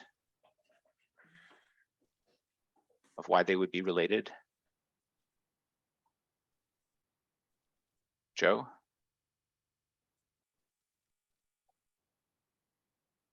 Just let me, there you're off. Well, based on the courage to offer an argument, it seems to me that if all is in motion and perception is actually an individual thing, that you're going to have a different view of this, of whatever it is, every time anybody glances at it, because it has moved. And maybe that gets back to the sort of underlying theme that everything is relative in that system. Yes, so you're right. I mean, it's trying to account for variation in perception. Variation in perception is variation in relation, and that variation in relation is related to both sides of the relation varying in time, right? So there's something essentially unstable about two things on either side of a relation. And since each of the sides of it is changing and what is being related to what is also changing, right? It's unsurprising that the outcome changes. What this means is that knowledge is being lined up with something which is changing a lot. Knowledge is being seen as something which is unstable, whereas seen as being something which is varied. There's definitely evidence that's being appealed to for that, but the evidence is things like, this wind feels colder for me than it feels for you, which is kind of a strangely outside experience to make the basis of your theory of knowledge, right? But yes, there's something about trying to account for variation is the core idea behind appealing to both motion and relation. But there's a definite prior sense that there's some variation to account for, that a theory of knowledge should be able to account for variation. Now, the other thing that's peculiar about the relativist version of that, though, that you get from the Protagoras statement, man is the measure, is you've got a completely varying particular relation and a uniform pattern. The uniform pattern is that whatever anyone perceives is the case for them, right? Which is you have an entirely uniform pattern over all of these variations, which is meant to be able to put together the fact that different things appear true to different people, along with the fact that they all have that same relationship to their own sense of truth, something like that. Okay, but if there's something that's being appealed to here, it's something like an interior sense of conviction about things. Right? That's the place where there is the variety that needs to be accounted for by something like relation between changing things.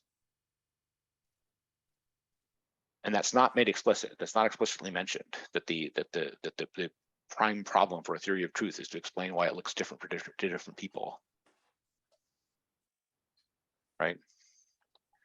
But that is the way in which these things are being put together. And then a little bit later, he'll get to the point of when he's trying to flesh out their position. Being must be rooted out, he says, right? We got to get rid of the notion that there's anything which is itself in itself.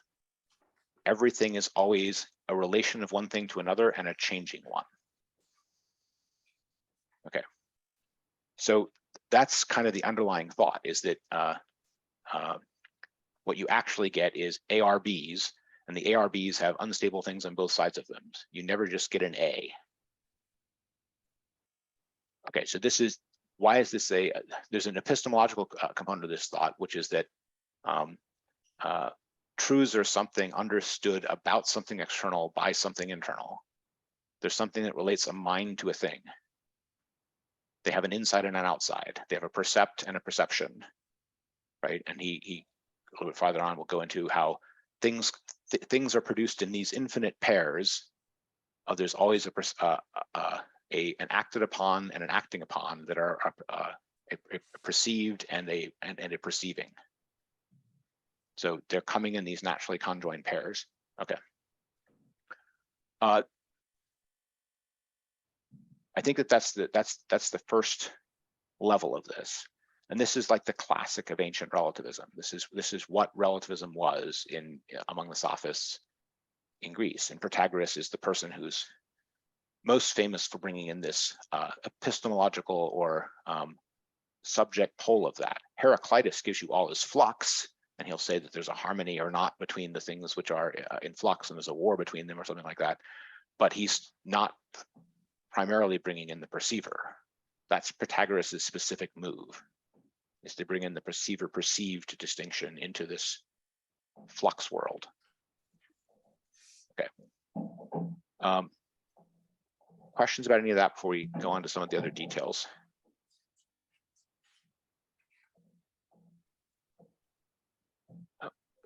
Emily. I don't know if you'd be able to hear me. Can you hear me? Seems to be working. Better? A little bit. I'm just curious about how you can have both. If you can have the relativism with the variation and how much slack to allow there, and having the common thread that weaves through the different entries. No, it's fair. I mean, and by the end of this section, Socrates' arguments against this is going to be something along the lines of, it makes everyone too easily a knower of things, and it can't wind up being consistent. He's going to have arguments against the consistency of this view.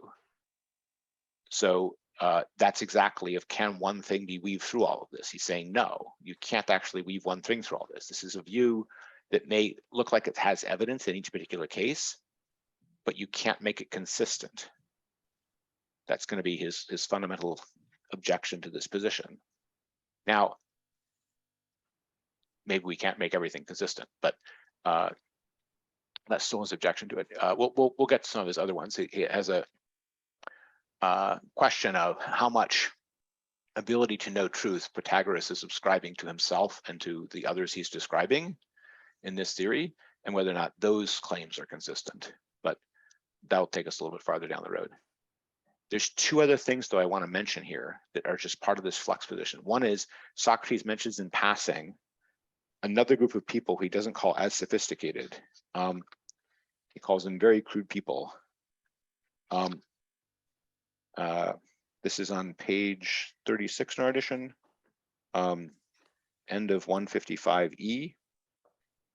Socrates says, then look around and see that none of the uninitiated is listening. These are the people who believe that there is nothing other than what they have the power to hold clenched in their hands, and do not accept actions or becomings or anything invisible as having any part in being. So this is like the materialist who, if he can't grab it and hold on to it, doesn't think that it's real. And he doesn't want relations or becomings or actions or any kind of anything abstract to count as having being of any kind.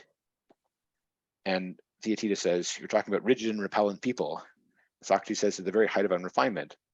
And then he goes on to say the other people, the people like Protagoras, among whom are those mysteries about to tell you, are much more sophisticated. So the Protagoreans are way more sophisticated than the materialists, he's saying. What's more sophisticated about them? They admit the existence of action. They admit the existence of relation. That means they're admitting the existence of something like something abstract, which is real. We would say they think that information exists, something like that. So they're not committed to the idea that only the material or concrete is real. And because they're letting there be real processes and real relations, real in some quotes maybe, they are more sophisticated than the others, than the materialists. And this is where he talks about the infinite classes of things that come together in pairs. And I want to point out here that there's a theory here of not two things being related, but four. Because when he's trying to explain how a perception happens, there's a whole theory of perception on page 37 or so, 37 and 38, that Plato never really retracts as a theory of how perception itself actually works. He's not arguing that if Protagoras is wrong, that the reason that he's wrong is that this isn't how perception works. He gives a whole theory of how perception works.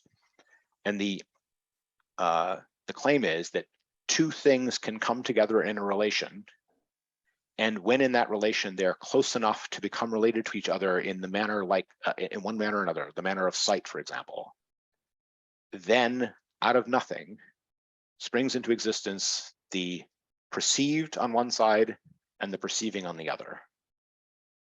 So this is a claim that the changing percepts and perceivings are themselves emergent relational phenomena of some underlying motion of other things that are coming into relation to one another, something like that.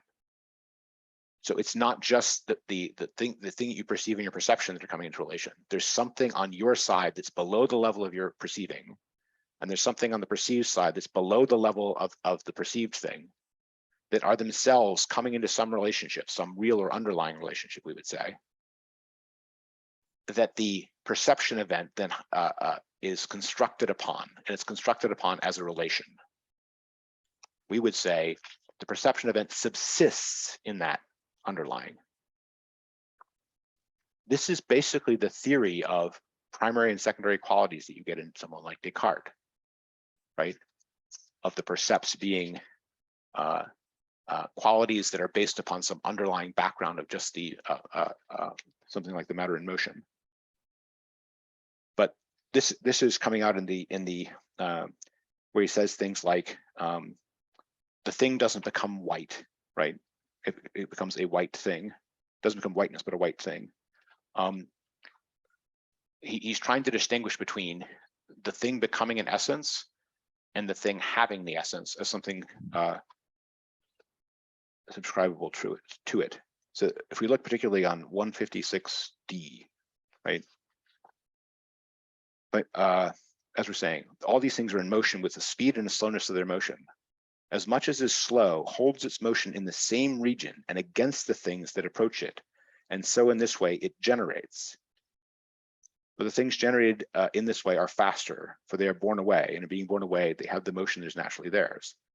So whenever an eye with anything else of the same measure with it that approaches it generates a whiteness and a sensing born jointly with that, which latter things could never have come to be if either the former ones had come up against anything else, at that time, when the seeing from the eyes and the whiteness of the thing that jointly begets the color are being borne off between them, thereupon the eye becomes full of seeing, and just then sees, and becomes not in any way a seeing, but a seeing eye. While the thing that co-generated the color is filled to overflowing with whiteness and becomes in turn not whiteness, but white, a white stick or a white stone. So this is a whole theory of the percepts on both sides being a emergent relational consequence of two underlyings that have come into close enough contact with one another that were commensurable with one another to begin with. Okay. He's ascribing this to the sophisticated fluxus, but he's also just giving it as a theory of how perception works. And it's nowhere retracted. Claims about whether or not this is all that knowledge is, those will be disputed. But that this is how perception works is nowhere retracted. Thoughts or comments on any of that section?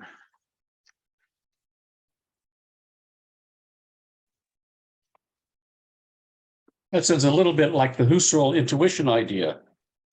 And I'm only trying to hark back to what we talked about when we went through Husserl, because it's like a pre-thought, but you sort of suspect. And that's why you move to the more elaborated and more concrete thought.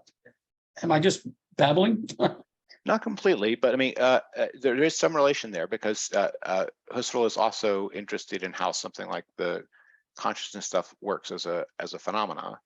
But there's a kind of ascribed concrete, almost material model behind it here, right?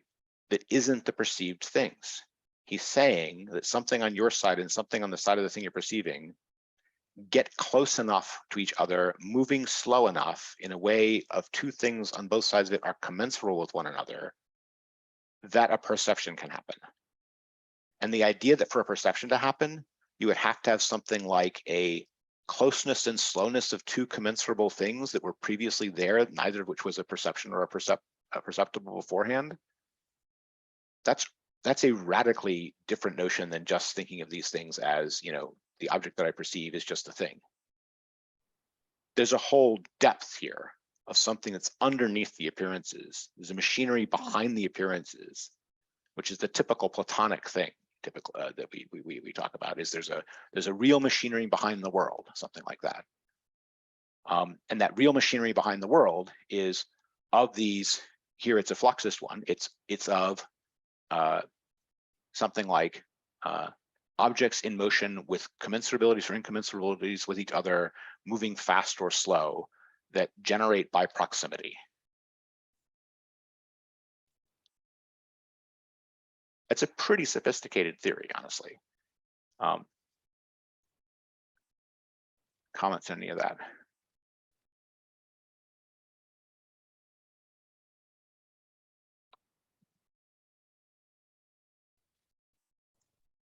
No It makes comments. me think of like the Heisenberg uncertainty principle, where things are flying around and then you have to shoot like a photon or something to measure something, and then you've already changed it as well. Yes, it's something like the eye and the object have to bump by being close enough to bump with some commensurability between them that's like a photon exchange event or something, right? Yes, there's a little bit of that. The other place where there's a distinctly modern feel to it is the idea that these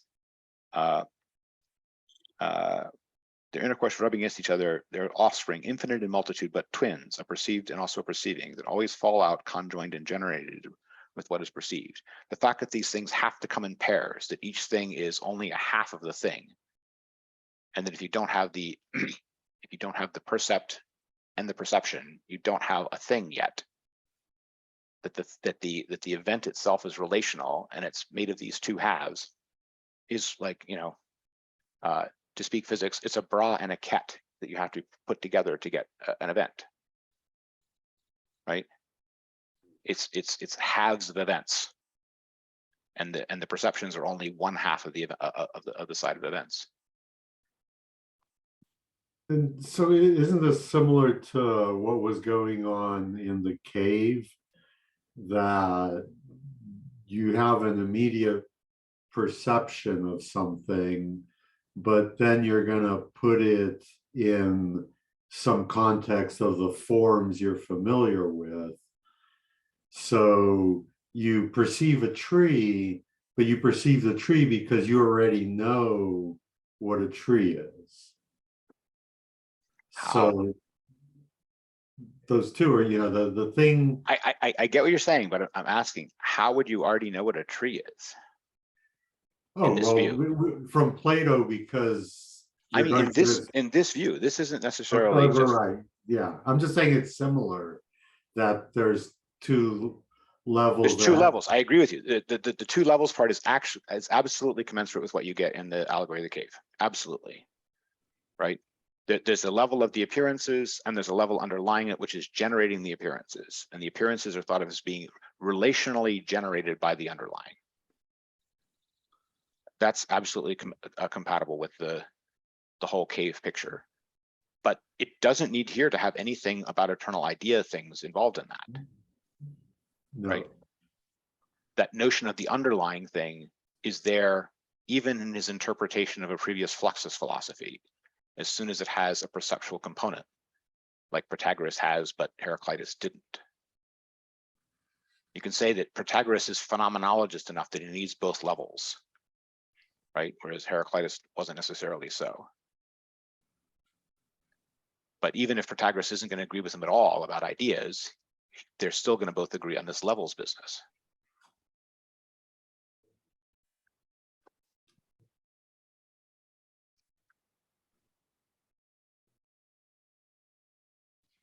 So the other thing to notice about this is after he gives this giant, you know, explanation of how it could work, Theatetus, who is supposedly just being midwifed here, is continually saying, "Well, I didn't really follow all that, right? I can't quite see what you're saying, right? There's plenty of cases here where the ideas that Socrates is offering to him are more complex than he would ever have generated himself, and he can, you know." He says, "I'm not able to get a notion about you either, whether you're saying what seems to you or trying me out," right? And their response is, you don't remember. I'm just trying to find out, what's in you, right? So, but Theatetus reads that as, are you telling me how you think it actually works, or are you just trying to find out what I think? Because Theatetus doesn't actually have an opinion on those questions. They've never occurred to him before. Okay, but the other thing to notice here is this is Socrates doing the steel manning thing. He's trying to make the strongest possible argument for the Protagorean point of view. And from his point of view, a strong argument includes all this levels business and all this relations business, right? Maybe that's already there in Protagoras on Truth. Fortunately, we don't have a copy, so we don't know, right? But okay. Brian has his hand raised, I think. Brian, yes, go. I thought, like, isn't there like this underlying point that there is no things, or things are always like changing? Yes. Um, All of these things are something like they're changing and they're relational, and so are our emergent percepts of them. And he even says that things which are on one side of this relation in one case or relation or question are on the other side of it in another. So it's not the case that if something is on one side of this dichotomy, that it's always on that side of this dichotomy. From case to case and relation to relation, which side of it they're on flips. So it's all very relational, but and change oriented. But despite that, it doesn't mean that there aren't these levels. Is that what you're trying to get at? Is whether or not you can have anything in itself if whether or not this levels thing requires positing some sort of thing in itself, and the no being position is committed to there not being there. I can't tell what you were alluding to. When you say levels, what do you mean by that? I'm trying to distinguish between the things which he describes as rubbing together that generate the perception from the perception itself, or the thing perceived, the percept and perception that are a pair that are produced by the coming together of the commensurate underlyings. This is on 157. Sorry, Stephanus 156, our page 37. He's trying to talk about when the perception comes into being. And he says the perception comes into being when two things come close enough to one another in motion with a slow enough motion and commensurate with one another that they generate, he says.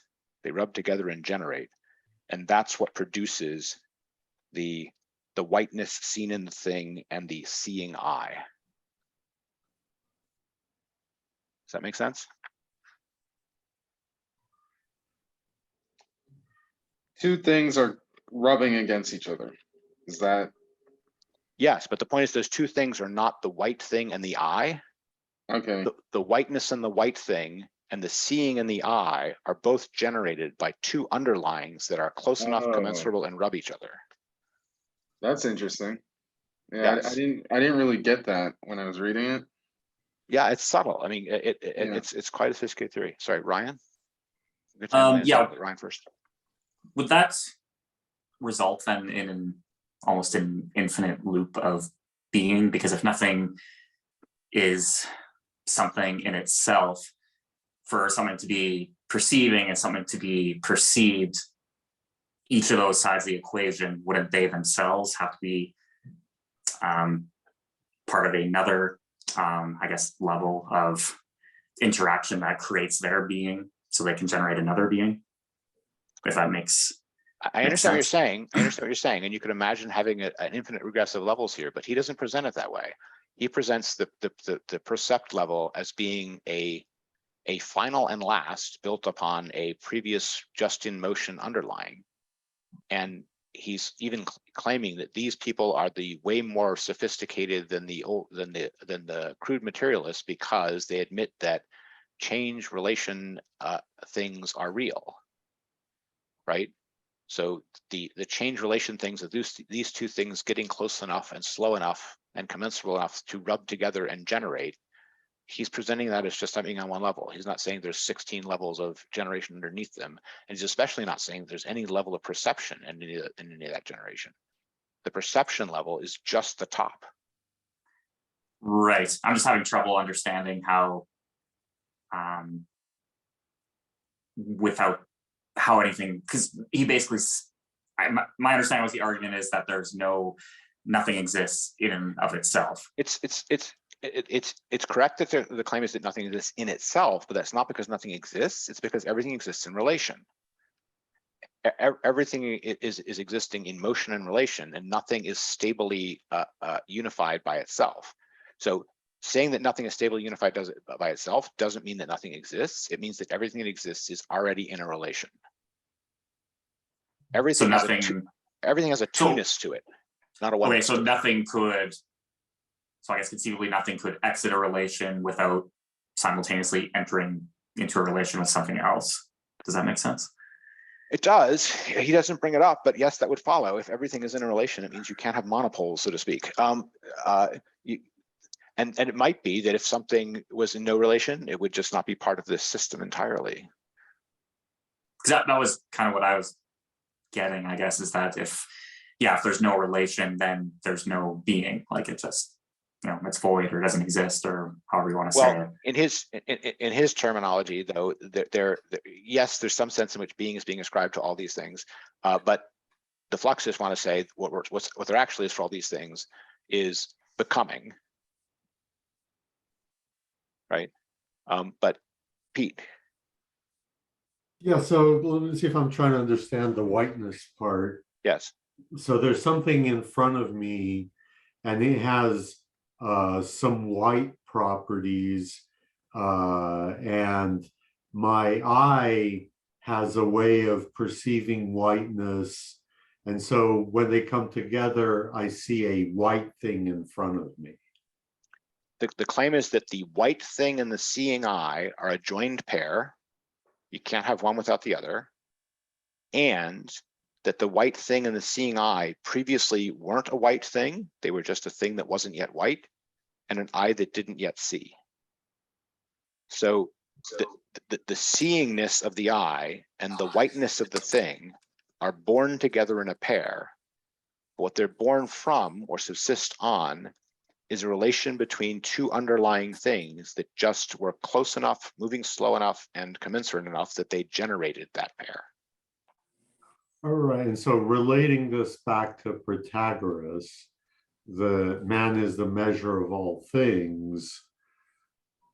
So we're talking about measurement. There's a thing in front of me and I measure it, and now I've taken a measurement and I know this thing is white, and it took both the thing in front of me and myself, and the measurement is the connection of the two together. Basically correct. The measurement is the co-generation of the conjoined pair twins of the perception and the percept together. That was the measurement. The measurement was the event of exchange, we would say, the relational, but he says that something generated that pair, that these things are infinite pairs, but they come conjoined. And that pair was generated by motion. So there's a previous appeal to all things that are generated by motion as the underlying thing that all of the Fluxists believe. And among the things that are generated by motion are perception-precept pairs.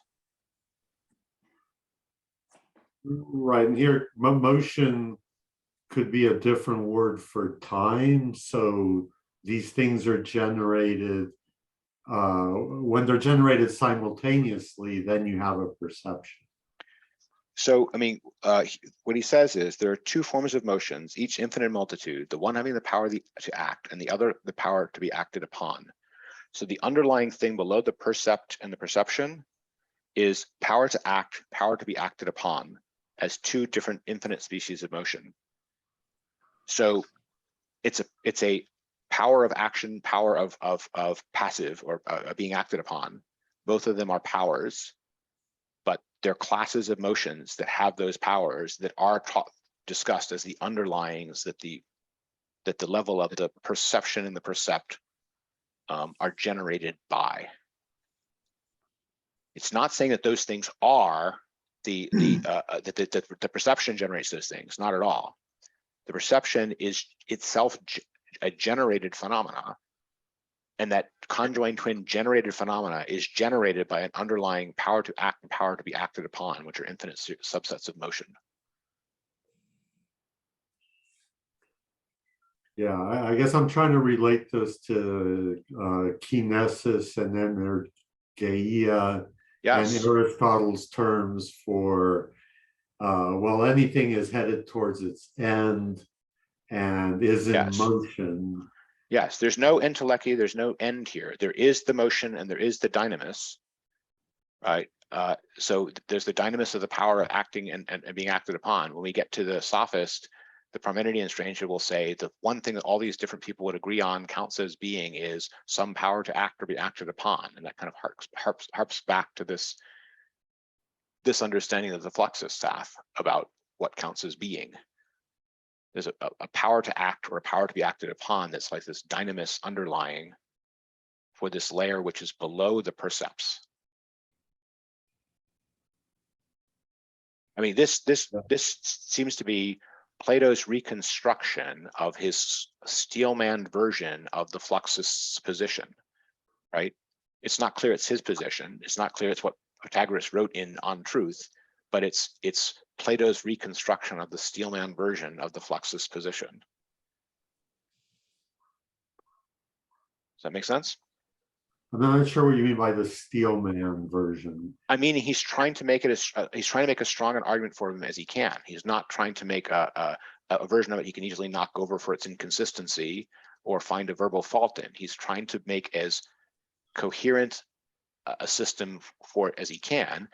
It may count for him as more coherent if it's got an underlying and the phenomena are generated by it and so forth. So there may be some elements of his own Platonism in that view, right? But he's trying to make it stronger, not trying to make it weaker. Right. So It's the opposite of a straw man. Sorry? It's the opposite of a straw man. Yeah, you got it. Thanks. Yeah, because it's Plato writing it, so it's making it for himself. But it seems like we have the physical phenomena we're aware of, and now he's coming up with a metaphysics to explain it. Well, I think that this is meant to be he's trying to explain the physics and metaphysics of perception based upon an assumption of an underlying physics of motion. Something like that. Yeah. Yeah, I'll go with that. Yeah, these are all great questions. Did I miss Emily? Didn't see if someone had a hand up. Yeah, can you hear me? You're a little robotic. We'll try.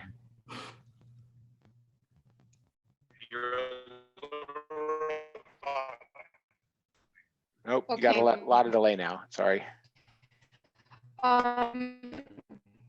Just one thing that just kind of made a link with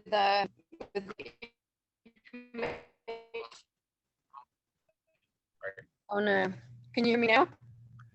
Try again. That's frustrating. No. I know it's frustrating. I'm sorry. We can't really hear you consistently. So How about now? Any better? it's basically the same issue. I'll just write it. I'll write it. That sounds good. Write it in the chat and we'll try to Mhm. respond. Thank you. Sorry for all the technical difficulties. Link to information. Sorry for.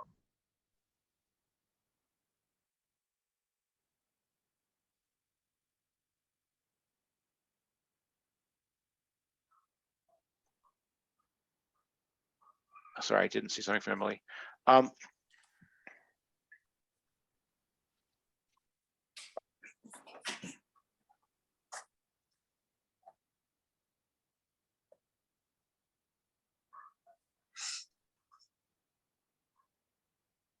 So there's another consequence. This is going back to the thought about, does anything exist in itself part.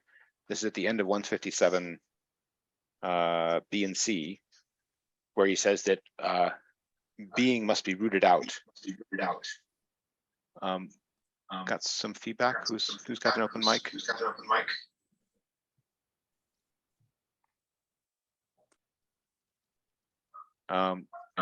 Has to be someone who's not on mute. Is it Jim, me? maybe? I think so. Is my mic open? I think so. Yep. Okay. Thank you. So where he's trying to explain why being has to be rooted out. What replaces it? One ought, in accordance with nature, to utter names becomings and acted upons and perishings and alterings. Since if anyone makes anything stand still by his speech, the one who does this is easily refuted. And one needs to speak this way, both part by part and about many things gathered together, on any which gathering people place as a name human being or stone or each animal in form. The point being, in this fluxus view, even the natural entities of the natural kinds are only emergent relational collections, right?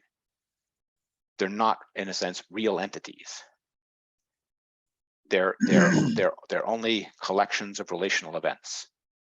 So the events are real, the events are relational, there are collections made of them, but there's no single underlying human being or stone, right? That is really a human being or stone. What there actually is just a collection of changing relational events as happenings. And yes, there's percepts about it. The percepts are on top of all that, but the underlyings of which there are the percepts are becomings rather than beings, and are unstable rather than stable. That's the claim.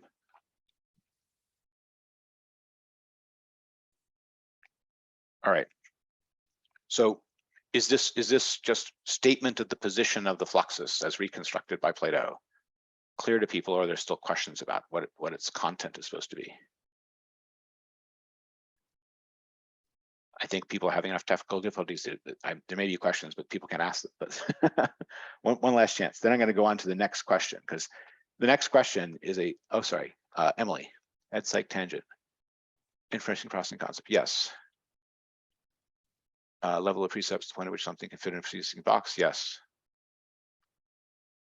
Yes. So these are fair questions. I mean, she's asking questions about at the level of the precept. Is it required that there be some pre-existing category that things can fall into in order for the perception to occur? And that's a fair question, right? The phenomenology tries to deal with a bunch of these things. I'm thinking of the Husserl level of phenomenology in particular. But at the level that Plato is talking about it here, or Socrates is talking about it here, they don't know the answers to those questions. They just have the outline or model of how it might work.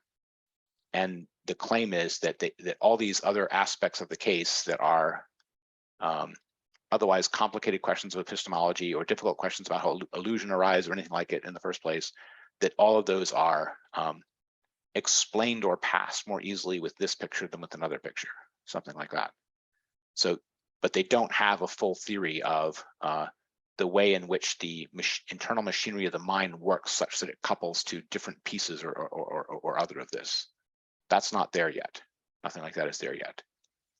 And why that might matter is, from Plato's point of view, his own theory of forms is trying to explain something like how veridical understanding can happen, especially true understanding of an eternal truth as opposed to a temporal flux thing. And it's not clear in this understanding of things that it can, at least not if the mind is something instantiated in this same system in this same way. But these are all fair questions. That's why this is why it's a major philosophy. I can put it that way. Okay. I want to draw your attention now to Socrates's question as soon as he's gotten Theatetus to agree that he's going to take ownership of this theory that he's just laid on him. Tell me again whether you're satisfied that there is not anything good and beautiful, and all the things we were going through just now, but always becoming. Now, Socrates had not mentioned good or beautiful at all, right? He mentioned human beings and stones, but not the good and the beautiful. But after one exchange, he's asking Theaetetus, are you satisfied with a theory in which there is no good and no beautiful? So this is like, do you find this, he's not even, is this coherent? It's, are you personally okay with something which says that good and beautiful are not true ideas, but are mere illusions, and all there is becoming? And Theaetetus' response is, when you go through it in this detail, right, it's so compelling that I think it must be that way, right? He's persuaded by the view when he's hearing it, but there's no judgment here about the good and the beautiful. The good and the beautiful just came flying in out of left field, never mentioned before. And Socrates is dropping in there for us to notice, if this theory is true, then the forms are wrong. If this theory is true, there are no forms. And to Socrates, that's a reason against it. It's a reason that to not be satisfied with it, something like that. But it's just dropped in there of, are you okay with getting rid of the good and the beautiful, Theaetetus? Theaetetus leaves, well, it sounded pretty good to me. It sounded like a theory. Okay. So it's notable to me that Theaetetus doesn't rise to that bait. He doesn't jump in and say, no, we need to save the good. No, we need to save the beautiful. Nothing like it, right? It's just, if the theory sounds, sounds plausible, like it could be the way the machinery works, he finds it persuasive while he's listening to it. Okay. So this is important to Plato because the agathon, the good, underlies everything. Absolutely. But to Theaetetus, since he's not a Platonist, he does, oh, it's not good and beautiful. Well, those are just decorations on the end of things. So they're just judgments. They're not as important as the flux because he's not a Platonist. Yes, he's not a fluxist yet either, because it's the first time he's ever heard this argument, right? But you're right, he doesn't have a prior commitment to these things, and Socrates is kind of pointing that out about him to the rest of us by the fact that Theaetetus is completely undisturbed by this. He's completely unmoved by this. This doesn't matter to him.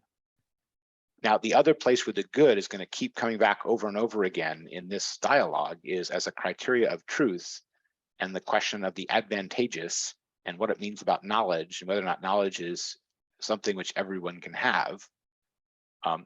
The good is going to keep coming back in various ways here, in various guises, not as the idea of the good, but as something which is a criteria of knowledge, if I can put it that way, or of wisdom, because we remember back at the beginning, knowledge and wisdom got rapidly equated, and some of this may happen inside that equation, that bracket of that equation.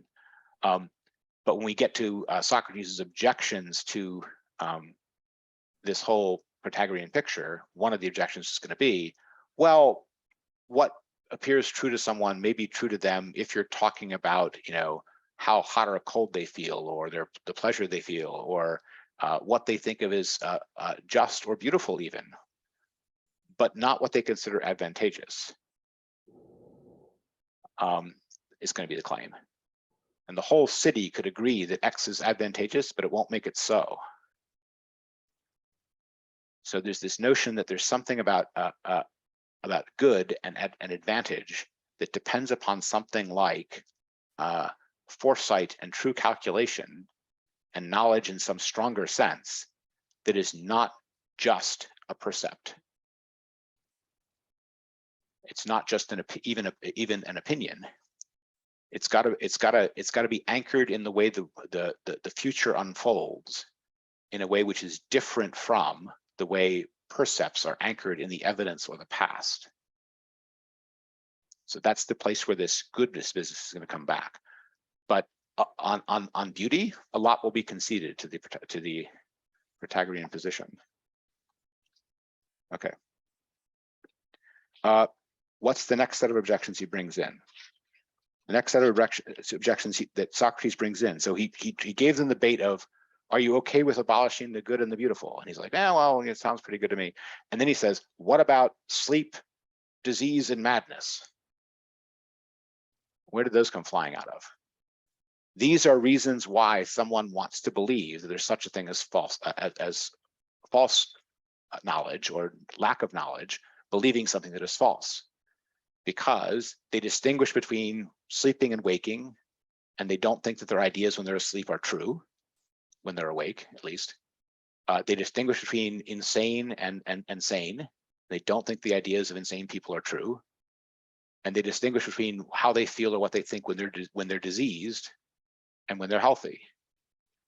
There are normative things that people apply to their beliefs or opinions in these different states that are threatened with being abolished if all perceptions, merely as perceptions of something real, become true because equally perceptions. So in the case of sleep, Theatetus does rise to it and says, I wouldn't have the power to dispute that those who are insane or dreaming of dreaming are holding false opinions whenever they suppose themselves to be gods, or think in their sleep that they have wings and are flying. So he's familiar with insane people who think they're gods and with sleeping people who think that they have wings and are flying. And he doesn't think that those can be true opinions. So the fact you perceive that when you're insane, or the fact you perceive that when you're asleep, is not sufficient evidence that they're true for you. So Theaetetus had those concrete objections to the idea that anything you think is true for you, something like that.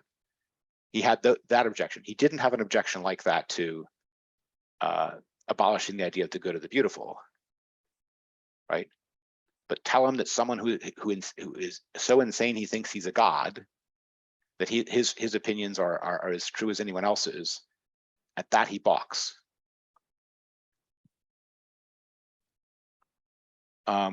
Socrates thinks that it's easy to make the argument for them.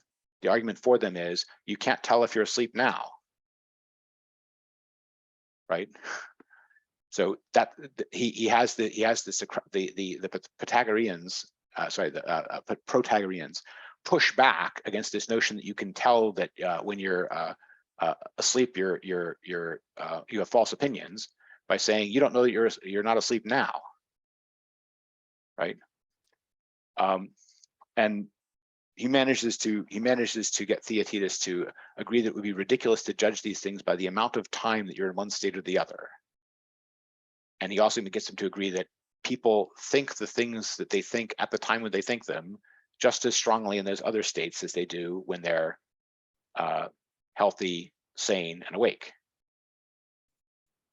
But that's all he manages to get Theaetetus to agree, right? He doesn't actually get the full agreement that we can dispense with the idea that healthy, sane, and awake thinking is more likely to be true than their opposites.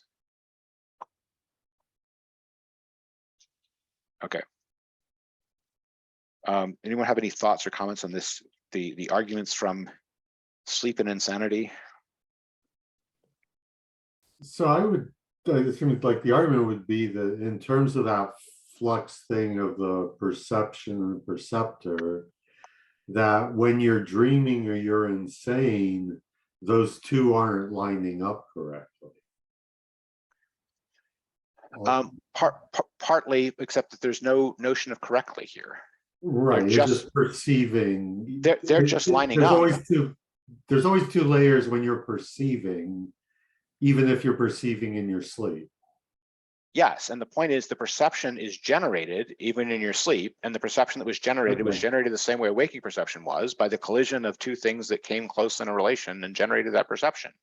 But when you're awake and there's a white thing in front of you that you're going to decide is white when the two match up, when you're asleep, there's no thing in front of you. Except the whiteness of the white thing only came into being at the moment when two moving things that were commensurate got close enough and rubbed and generated them. And that has to happen in percepts when asleep just as much that happens in percepts when waking. So it's Right. not the case that in one case there's a white thing in front of you, in the other case there isn't. It's the same process. Yeah, fair enough.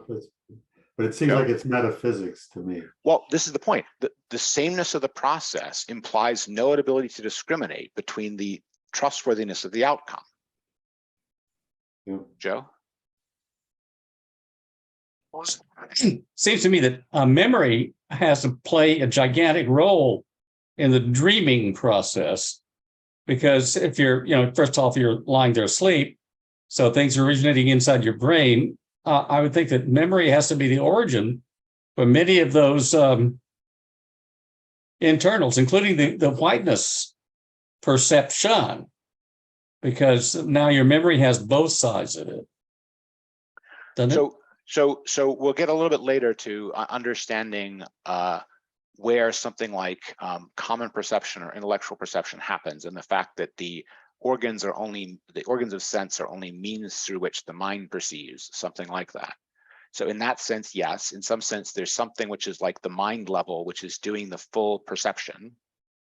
And there would, according to this theory of where perceptions comes in the first place, that would still be operating when you're asleep, right? As for the role of memory, that will also come up in multiple places here. But this theory about how perception happens and generates knowledge doesn't depend upon a consistency with memory. It's an episodic relational or point of origin, how the phenomena occurs kind of theory. As we just talked through with Pete, because it has the same explanation for anything like a perception whenever it happens, it cannot differentiate between the trustworthy and the untrustworthy versions of those perceptions, right? It doesn't have a criteria for distinguishing the good precept from the bad precept or percept, right? Now you could try to invent ones that still fit within the theory that have to do with like consistency across time and memory, or the amount of time that you're in one state or another. And he mentions a few of them, but they dismiss them quickly as not convincing. Jim? Yeah, my question in this area, and I have ones from other, but I was late, sorry, was, and forgive me if it's already been answered or you're in the middle of doing it, how is birthing of knowledge different from the reading of a birthing of knowledge? Because I was getting at that, like, okay, reading about this, it's transferred in some way. So that was my question. It's fair. So you can ask how much we manage to capture the thing in any writing about it, or for that matter, in any language or speech about it. We're still at the level of trying to understand the Fluxus Protagorean's theory about how something like perception happens and generates knowledge. And that theory doesn't turn on anything about preserving in memory or preserving in writing or that sort of consistency. Now, there will be some attempts to bring in something like a future-oriented or good-oriented or a power-oriented capability as a means of discriminating between one understanding and another. But at bottom, this theory is saying, whenever anyone perceives something, they understand that thing, and that understanding is the same in all of its cases. And that is meant to be the content of the man is the measure claim. So how satisfactory is this? I mean, I don't think it's a fully satisfactory theory of knowledge. I think that's what he's trying to point out, right? But the way he's pointing it out is, these objections, like the argument from sleep or the argument from insanity, I don't think those are meant to be dispositive, and I don't think they are dispositive. But what he's highlighting is the fact that this theory doesn't differentiate one of those from the other, right? Yeah. They're the same event. Now, how does that differ from something like the forms? The forms have some notion of a real pattern in things and a real pattern in the mind coming into correspondence in a way that makes true understanding possible, but not remotely necessary. But this is an almost physical theory about how perception arises, which, because it always happens that way, has a kind of necessity to it. If this event happens, then a percept happens, and the percept is what the percept is, right? it doesn't contain in itself any critiquability of this wouldn't survive being written down and asked if it was still true 5 hours later, right? There are tests like that in Hegel. He says, here's a truth that you consider. Write it down. The truth cannot be harmed by being preserved in writing. Come back to it the next day. Is it still true? If the answer is no, then it was an ephemeral thing and not where you find real truth. Something like that. There's nothing like that test here, right? Okay. What's going I on thought is maybe what's maybe going the on part is where he says, "Now close your eyes." Remember he does a little test for him. sure. But that's the close your eyes test. The close your eyes test we'll get to, but he's trying to point out that there is those are all handleable, but he's trying to point out issues of consistency in the mere terms, right? So can you understand something and not understand something at the same time? And the answer is, if you're doing this, you have to be able to according to this theory, right? But that's actually not a problem. That's easy to handle, right? As soon as you include in this the fact that it's the mind, not the eye, that does the perceiving. If one of your eyes is open, you are actually perceiving the state, right? You don't need both eyes to do it. So the fact that one of your eyes is closed doesn't mean you're not. So all of those are objections that are kind of meant to be trivial, meant to be fun. They're on the order of flippant compared to the serious ones. I think that the arguments from things like insanity, it's noteworthy that they move Theatetus, but I don't think they move Socrates. I think the ones that move Socrates is the claimed consistency across all possible knowers and the claimed lack of differentiation in ability to rely on knowledge or use knowledge in some future-oriented or power-oriented way. Those are the objections that Socrates or Plato presents Socrates as actually caring about, actually being convinced by. What do I mean by that? His first objection, which is again kind of rhetorical, is is a pig the measure of all things, right? If knowledge is perception, then anything that perceives has equal access to the truth. So any animal with perceptual ability has equal access to the truth. And people who have this theory might, he has Protagoras come up and object that you're just trying to make it sound ridiculous, but in reality, there's nothing ridiculous about that, right? This claim does think that the animal has truth, right, in some way. Okay, but that's one way, the fact that it's uniform, and the other is the related one of it's it doesn't have this future-oriented advantage character. When Socrates wants to give his real objection to this, he says, this is a little bit later, but he says, look at what people actually do in extremity. Do people believe their own opinion about everything if they're in the middle of a battle, dying of a disease, or in a storm at sea? And the answer is no. They look around for a knower to save them. And they suddenly become humble about how much they know, and they need actual knowledge as soon as actually their whole life on the line. And they're not content to just have it be their opinion, and that to have their opinion be considered as good as any other opinion because, et cetera, right? They actually look for knowledge in others. They actually look for expertise, and they differentiate between what one person knows and another person knows as soon as there is serious advantage or disadvantage on the line. And similarly, he allows what cities believe about what is just or what is lawful or what is holy might be conventional, but what's good for the city isn't. If they all decide to go invade Sicily and it's the wrong thing to do, it's going to destroy their army and Athens is going to crash. And no amount of public opinion being in favor of it can make that work. Those are his examples.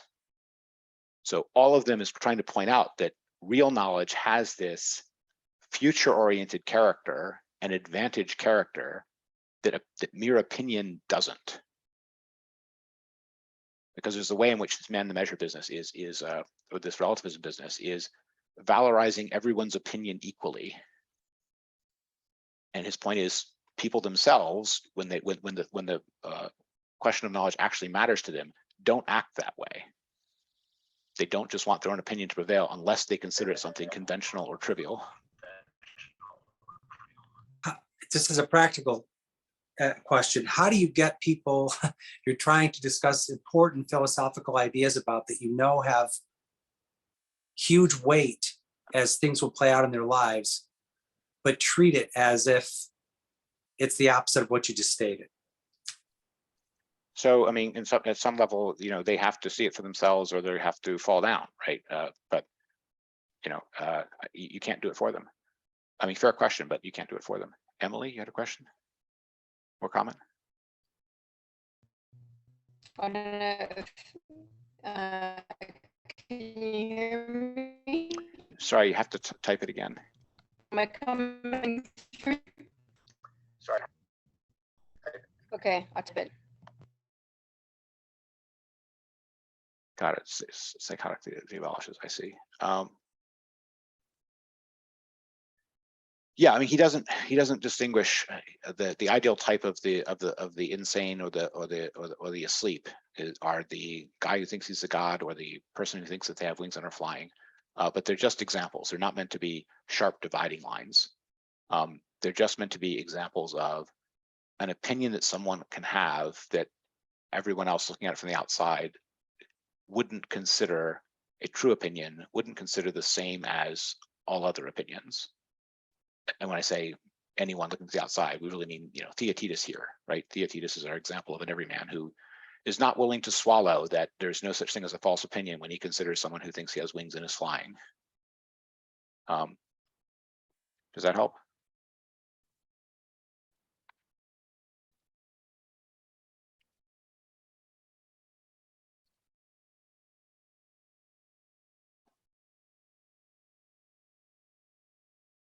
I have a question. Go, Brian. Like I don't like this. This might be a dumb question, but what is true according to this theory? Like, what does that really? What is true or false? Like, that's kind of like what I'm thinking about.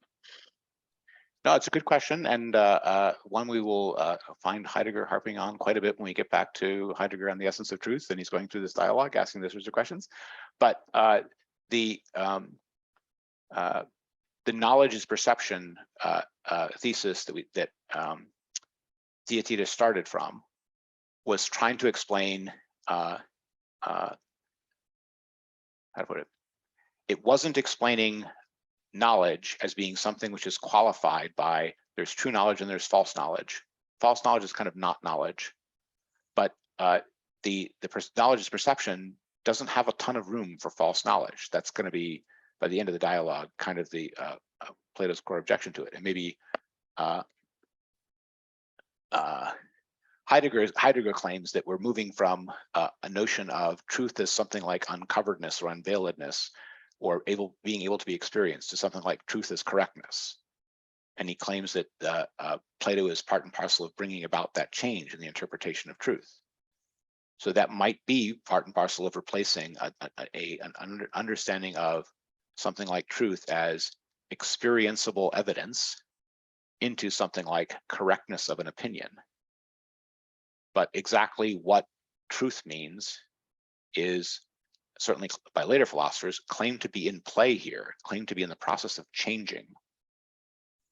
And Heidegger's claim was that the earlier notion of truth was something like just unveiledness or discovery, and it was a birth certificate of where the thing came from, as well as just an awareness of the event of perception of being, something like that.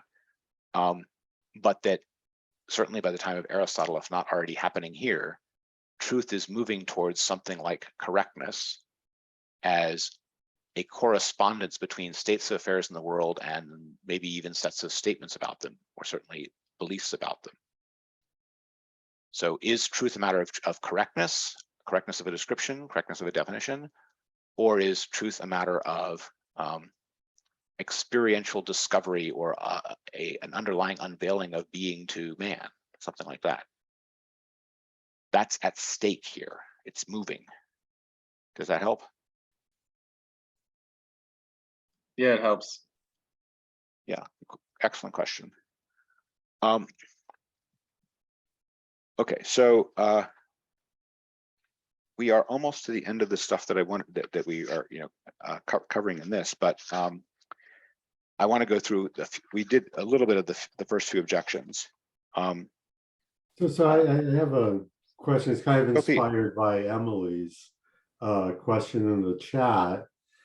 And it's about perception. And I perceive something, but I'm the only person who perceives it. Nobody else can measure it. And that would be pain. And so I go to the doctor and I say, oh, I'm in pain.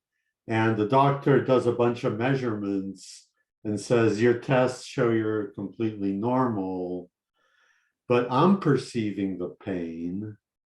But in scientific terms, there's nothing to measure there. So are perceptions just, or is there a distinction between purely personal perceptions and perceptions measurements that everybody can take and then agree on?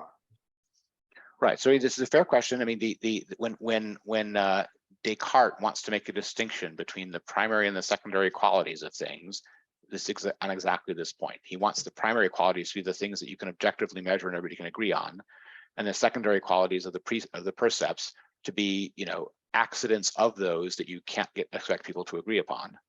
And in that sense, he wants those to become subjective and not objective, and he's part of this whole move away from the full understanding of the qualities of things to something like only the primary qualities that we can share have to be the underlying thing which is generating all the others. But that has to be is a heroic faith in how the world has to work or something like that. But there's nothing here about a requirement for publicness in any of these things, not yet. The requirement that you're going to see Socrates bringing in is truth to the differentiation among knowers, which is not quite the same thing. But there can be a differentiation among knowers that says there are some things that only I can know because they're mine. And there could be other things which are, there are some things that only I in fact know because I'm the only one who's figured them out, right? And from Plato's point of view, either of those can be a truth that are not, their truth or falsity doesn't depend at all on their being shareable, right? Part of what he's objecting to in the man the measure thing is that it tries to, I'm going to put it this way, democratize access to truth in a certain sense by making it something that everyone always already has. And he doesn't think that's how knowledge works. He doesn't think it's how knowledge is differentiated from lack of knowledge. So from his point of view, the phenomenally correct differentiation between presence and absence of knowledge has to be there in the definition and theory of it, or the definition or theory of it are wrong. But that's the aspect he's trying to get, is the fact that there's a difference between the knowers and the not knowers, not that there is some requirement of communal access or communal agreement. You do get some of that concern with communal access, communal agreement among the moderns, precisely on this issue of trying to distinguish between the primary and secondary qualities. Does that help? Yeah. Yes, am I still on? You're still on, So I perceive something and it's true to me, but the doctor can't measure it, so it's not true to them. So in that sense, that's completely Protagoras, because Yes. I'm the measure of my Yes. own perceptions. Yes. But that's now you think that you're completely healthy, and the doctor knows that you have Y. pestis growing in your lungs, and you think that you don't need to do anything about it, and he thinks you better take oxacillin or whatever. If you act on your knowledge, you will die later. If you act on his, you won't. So this is a different notion. Right, but in that case, the doctor can share the measurements with me. Sure, but you're not. You may not be able to tell that this little Y-looking squiggle on the screen is a danger to you. Right, to me, that's and then again, it gets into the ignorance thing. Because Partly. but with pain, it's just purely personal, and No, there's no way to share it. I agree with you, and that pain is a perfect example of one of those qualia. I think that there's more than that. The realm is broader than that.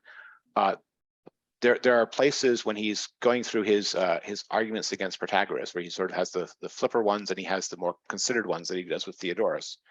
And in the more considered ones, he makes lots of distinctions. Like he'll say, it may be that what the city considers lawful is purely conventional and is up to the city, which may be like the percepts of your pain example. He also says that, you know, whether or not something is hot or cold to you, and whether or not the wine tastes sweet or bitter, those may be have this purely personal and relational quality, so to speak, that isn't revisable in any other way.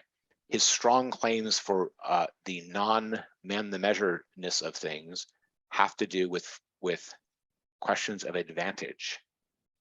In questions of advantage and oriented towards the future and the actual powers of things, he doesn't think that that having the perception of it is an index of knowledge or an index of truth. And you could say that this is like a place where it's already kind of a knowledge as power argument, but it's or knowledge of correctness of prediction ability argument.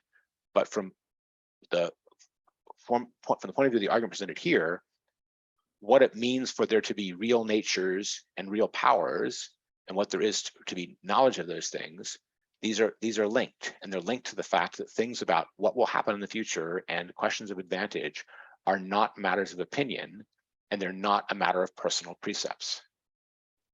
Your ability to predict how things will operate in the world is not a matter of your percepts, he's claiming.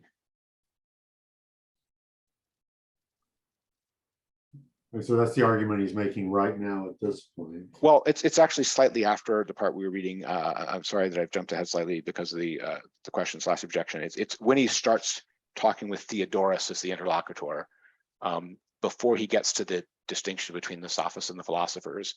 There's a section there where he's talking about, he says, the part of ground I want you, Theodorus, to go over with me is whether or not you, Theodorus, have to be a measure in matters of geometry and astronomy, or whether any Tom, Dick, and Harry is. That's what he says is the part he wants Theodorus to go over with him. And in the course of doing that, he makes these concessions about the things which might be just matters of, if I can put it this way, conventional opinion, even in matters for the city, but advantage isn't one of them. And when he makes the first argument against, based upon consistency against Protagoras, but it's kind of too strong, proves too much. And his revision of it is, what do people do when they're in dire straits? And this is his proof that people don't agree with Protagoras that everyone has knowledge of all things about themselves, right? They don't act that way. They'll act that way when they're perfectly safe and want their opinion to prevail. But as soon as they're in dire straits, they look for the knower as their savior. Does that help? Yeah, thank you. Yeah, good questions. By the way, there's a version of this argument from the prediction capability and can you know your own advantage, which also occurs in the Republic when he's arguing against Thrasymachus. He basically asks Thrasymachus if Thrasymachus cynically thinks that whatever the state decides is just for itself is what is just, right? And Socrates asks him, what if they put down as what is just, what is bad for themselves, right? And why? Because they just don't know. They make a mistake. Does that then become what is bad for them then become what is just because they decreed it? And then Thrasymachus has to backtrack and say they're not powerful if they don't know, right? And that backtrack, brings down his house of cards. But the point is that the people can have this attitude of knowledge can be a matter of personal knowledge and opinion, and getting my way is the important thing, until they realize that they're wrong, until there's something at stake and they're being wrong, and then you'll find them looking around for advisors everywhere.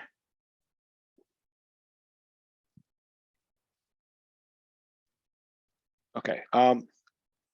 So I want to quickly talk about what we want to. I'm going to throw it open for questions on everything we've covered, but I want to quickly talk about what we want to do for next time. It's very simple. It's just the balance of the book. The things to focus on is what happens in the section with Theodorus, the argument for consistency, which we're going to go into right after this, and then then opinion. When we bring in right opinion with an account as being the alternatives to perception as a theory of what knowledge is, and those will also have their problems. Along the way, we get a theory of memory as the mind is a block of wax, which is very famous. And we also get the Avery model of knowledge, that you have lots of different thoughts in your head, but sometimes you reach in and pull out the wrong bird. So pay attention to all of those. But why does Socrates want to move towards a theory that something like right opinion with a reason instead of or away from knowledge as perception? But also, does he just accept that? Is that where he actually comes out, or does he have arguments against it that are just as cogent as some of his arguments against knowledge as perception? On the surface of the dialogue, he does have such objections to it. You have to ask how big they are. Okay, let's quickly talk about the when question. So there's a lot of time coming up when I'm away. I think that the 25th of September would be when I'd like to do this next. Is that going to work or not work for anyone? I realize it's like 5 weeks, but there's multiple weeks in there which I can't do because I'm out of the country and so on. I get a thumbs up from Pete.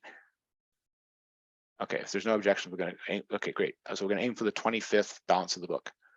Okay, there's now one sort of main argument I want to go through about his objection to Protagoras' position. This is the argument from consistency. And some of this we'll get into next time too. So this is partly a foretaste, so it didn't read ahead. But the argument for consistency goes like this. Protagoras claims, or ancient relativism as he understands it, claims that each person is the measure of the things which are true for them. Okay. In a sense, this means Protagoras authorizes everyone to be the judge of their truth. I'll put it that way. So Socrates then asks, according to all the other people, is Protagoras right? And he claims that either way, Protagoras will be refuted. So either Protagoras is right to grant them the authority to judge their truth for themselves, in which case they will judge that he is untrue because they will believe in knowledge that isn't their own, rather than the being flattered by the ascription of perfect foresight that is given to them. Or he was wrong in the ascription and then he's wrong for that reason. But if their judgments can't be trusted, then he's wrong because he's trusting their judgment. And if their judgments can be trusted, they didn't agree with him to begin with. So either way, they're refuted. So this is what's called the argument for consistency. And you have to ask, does this actually refute Protagoras? Or is it something which doesn't refute Protagoras because Protagoras is not committed to consistency? And if the latter, if Protagoras is not supposed to be committed to consistency, what is Protagoras doing when he writes a book on truth and tries to convince the whole Greek world that this theory of truth is true? Okay, anyway, those are questions to consider with here and for next time. All right, reactions, questions. I'm gonna throw it open for anything I didn't cover that you wanted covered.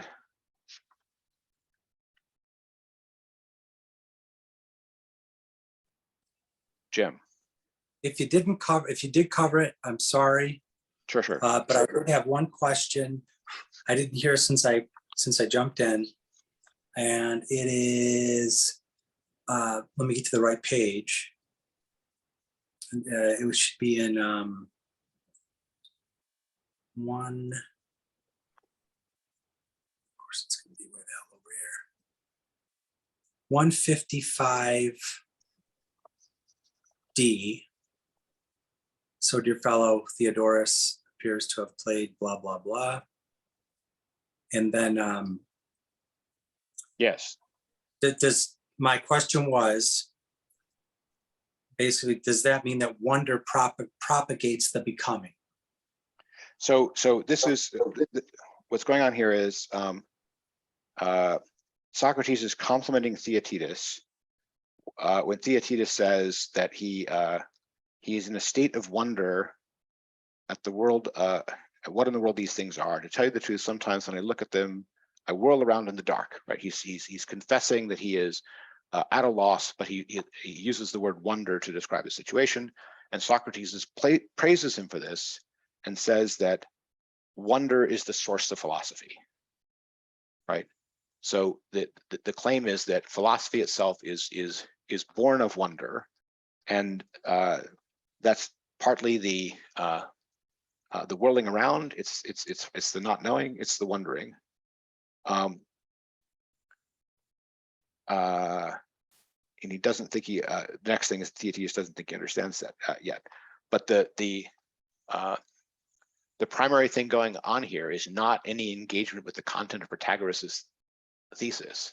It's just Socrates commenting on Theaetetus's feeling lost. Right? It's okay to feel lost, and the wonder at feeling lost and still continuing to add to question is what philosophy is born from. He's saying. So that to me is the import of this passage. Thaumas,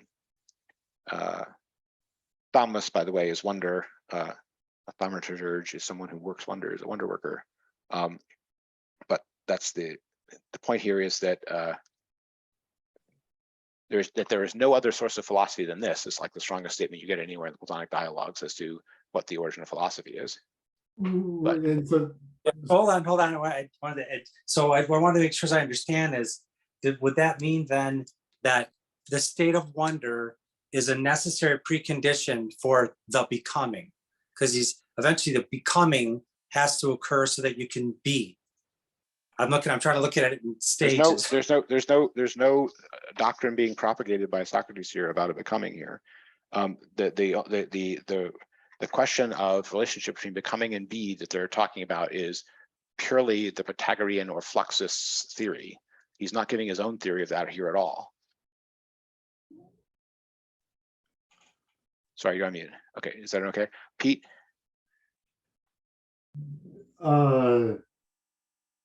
sorry, I just got distracted by something. Oh, right, the wonder. So Yes. Aristotle says the same thing, that philosophy is born in wonder. And I think that the Greek word here for wonder is stronger than I wonder or I'm curious. It's really a word for amazement. Yes. And in the sense that each epoch of philosophy is a reinterpretation of Aristotle, I think we can make an argument that the modern age, what's changed is not that, is that we're no longer, or what drives philosophy is no longer amazement, but a sense of the uncanny. And it's now the uncanny that triggers our philosophy and causes us to ask questions. And this is what, goes back to the 19th century, to Kierkegaard and Nietzsche's objections to Hegel, and then becomes existentialism in the 20th century, is that what's driving philosophy is not the sense of amazement anymore, but the sense of how uncanny our world is. So that's just an opinion from me. Yeah, no, it's not a crazy opinion. I think that there's still amazement, but it may be true that much modern philosophy since Hegel is more interested in the uncanny than the amazing. I think there's plenty of, I can put it this way, more popular philosophy, or even science consumed for its philosophical amazement value in the modern age, which is still on the amazement train, if you get me. Right, but nobody defends that. Is it true that nobody defends that? I don't think it's true that nobody defends that. I think no, it's defended. I'm thinking naively, of I'm thinking of, you know, when a new space telescope becomes active and we get, you know, amazing images from across the cosmos, right? And it strikes awe and wonder in people, right? That's still the amazement train, and they may be getting it more from the forefronts of scientific inquiry or something than from, you know, a philosophy class, but it's still an amazement train. and that might drive an astronomer, but the average person who's amazed by the pictures from the Webb telescope, their daily life is not driven by that amazement anymore. I partly agree with you. And I don't know that I think the astronomer is the least amazed with the picture. But there's probably some sweet spot where enough knowledge of astronomy to be amazed by it, and not enough to not even know it's happening. But yeah, it's the uncanny is definitely something Heidegger talks about quite a bit in these questions. Craig. I found it interesting that at the point at which you're bringing this stuff up, one of the other books I'm reading right now is Heidegger's contemporary philosopher at Marburg, Nikolai Hartmann, and it's called The Analysis of Wonder, which is centered to Hartmann and saying that that's something that we've lost, and he's going back into Aristotle and that. So when we say nobody's doing it, the problem is Nikolai Hartmann just only recently got had his books translated into English, where we can have access to them. But he was very much into that realm. But to Pete's point, if his fundamental reason for bringing it up is he thinks we've lost some connection to it, then it actually undermines Pete's point that it's less salient today. He thinks that it needs. It may be more important, but it may be, you know, less prevalent, salient, common, if I can put it that way. I'm not disagreeing with you. I'm just saying that your point and Pete's point may actually be more in conformity with one another than you might think. Yeah. And Hartmann's the neo-Kantian, right? Yes. Kind of. He's coming out of he's coming out of the Marburg school of neo-Kantianism. But he's not just remaining there. Sorry, Emily, question? If you can hear me, can you hear me? I'm sorry, it's just anything now? You got to type. I'm sorry. Okay. We can try to debug it for next time or something, but for now, a typed question will be fine.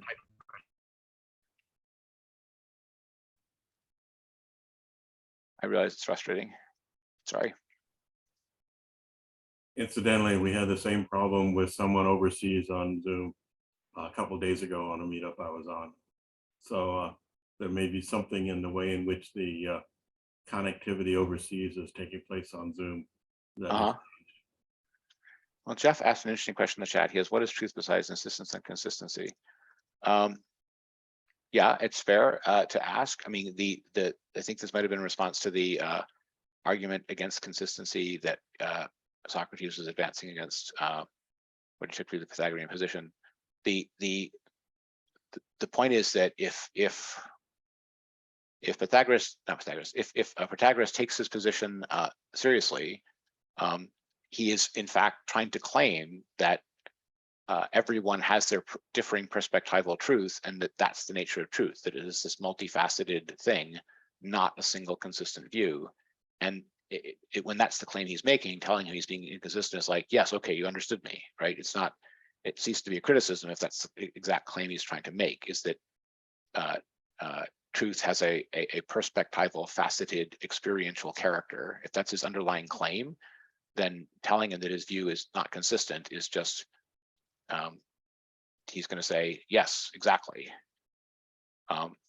So I don't know what more to say on that.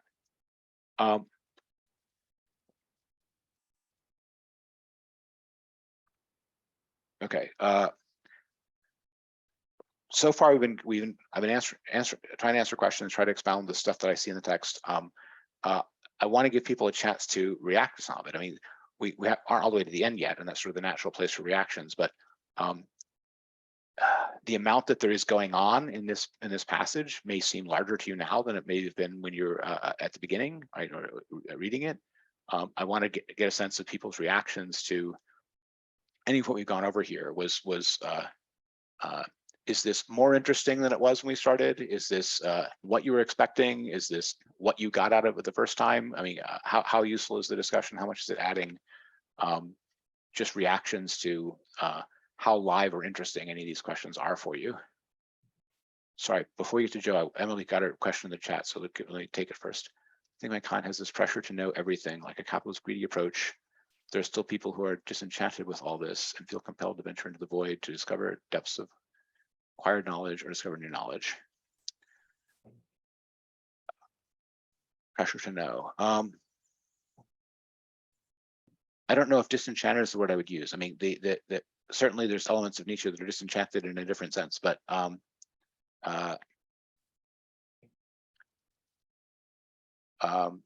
wanting to venture out further and wonder go together, and but I don't know if they're disenchanted as opposed to enchanted. They might be enchanted by even the unknown. But I do think that you're right that there's this pressure to know everything. There's a sense in which people, goes back to the issue of, are people ashamed at being shown that they don't know something, or are they intrigued that they might be able to learn it instead? There is an element of that pressure to know that is part of this sort of just feeling there's something shameful in not already knowing everything, which if you think about it is absurd, right? How would you, right? But it's still, even if it's absurd, it socially happens. I'm sorry, Joe.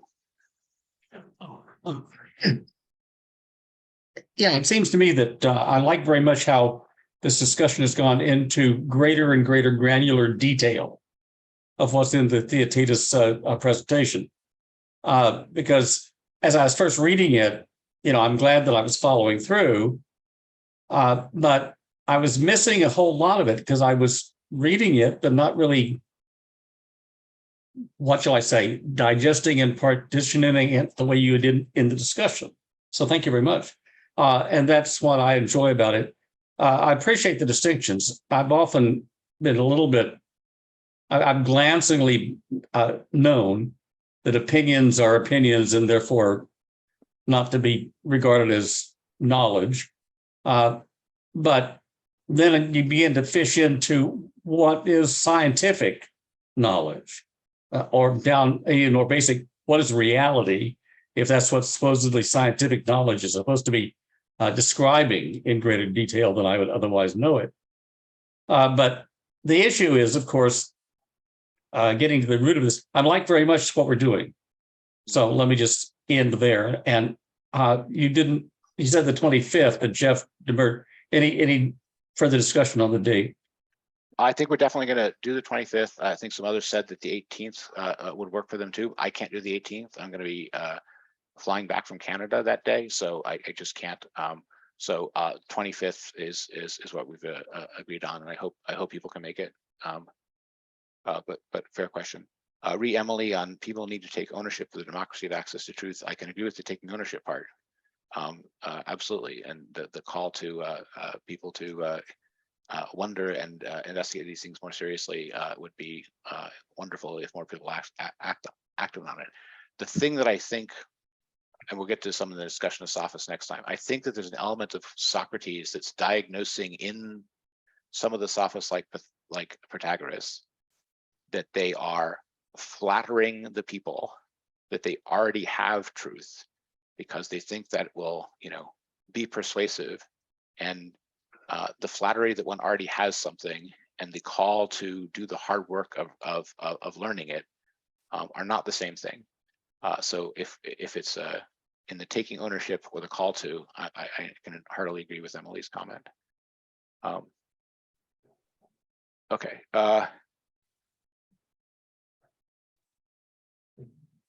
Other reactions to what we've read so far before next time?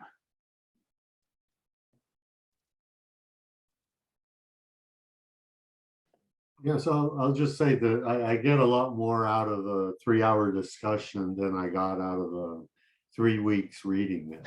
So Well, thank you. definitely Thank you. Yeah, doing stuff in the group works for me. that's great. That's what we want. Yep. Check. I just want to clarify. I think you made a passing comment to finishing the second half, but there was an earlier comment of taking perhaps 3 sessions to finish Theatetus. So You're when are correct. we? Okay. You're correct that I had previously said that. I think that especially from some feedback we got for some others about it's not that long and they've, some have already gone. We're going to do the whole rest of the book. Okay. So just one more Thank you. session. Yep. Fair question.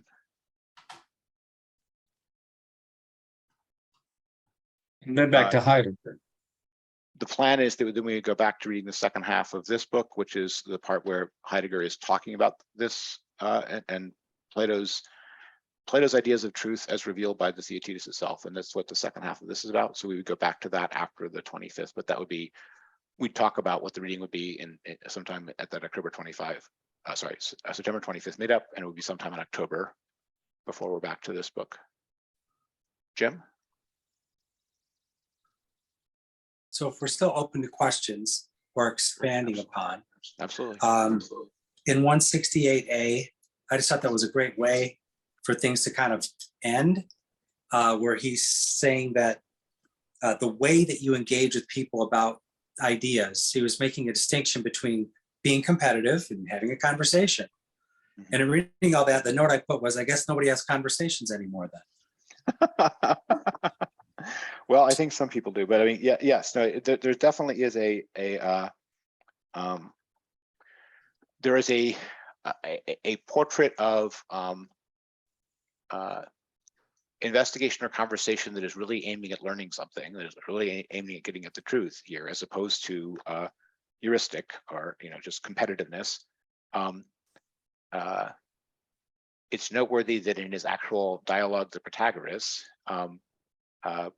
Protagoras, and especially the crowd of sophists around him that are making him famous, is presented as having some issues on this point of tending to be the competitive, the playing a role in public, etc. Although he himself is a smart man who's makes concessions in argument and argues fairly reasonably, but he is used to playing to a crowd, right? So it's something which is Protagoras himself is known for being like the showman. But that only really comes out in the other dialogue. And there's a kind of a contrast here of Socrates, who's a more mature Socrates than the Protagoras, is trying to look back on Protagoras and steelman him, if I can put it that way, in the dialogue of Protagoras himself, where a younger Socrates is confronting the Protagoras at the height of his fame. He's much more contentious. He's much more just debunking. Although the result of the dialogue is a curious somersault of they each take up each other's positions, but without necessarily having reached any agreement for that. But if you want to contrast to that actually reminds me of something that occurred to me while I was reading, and it goes. Sorry, go ahead.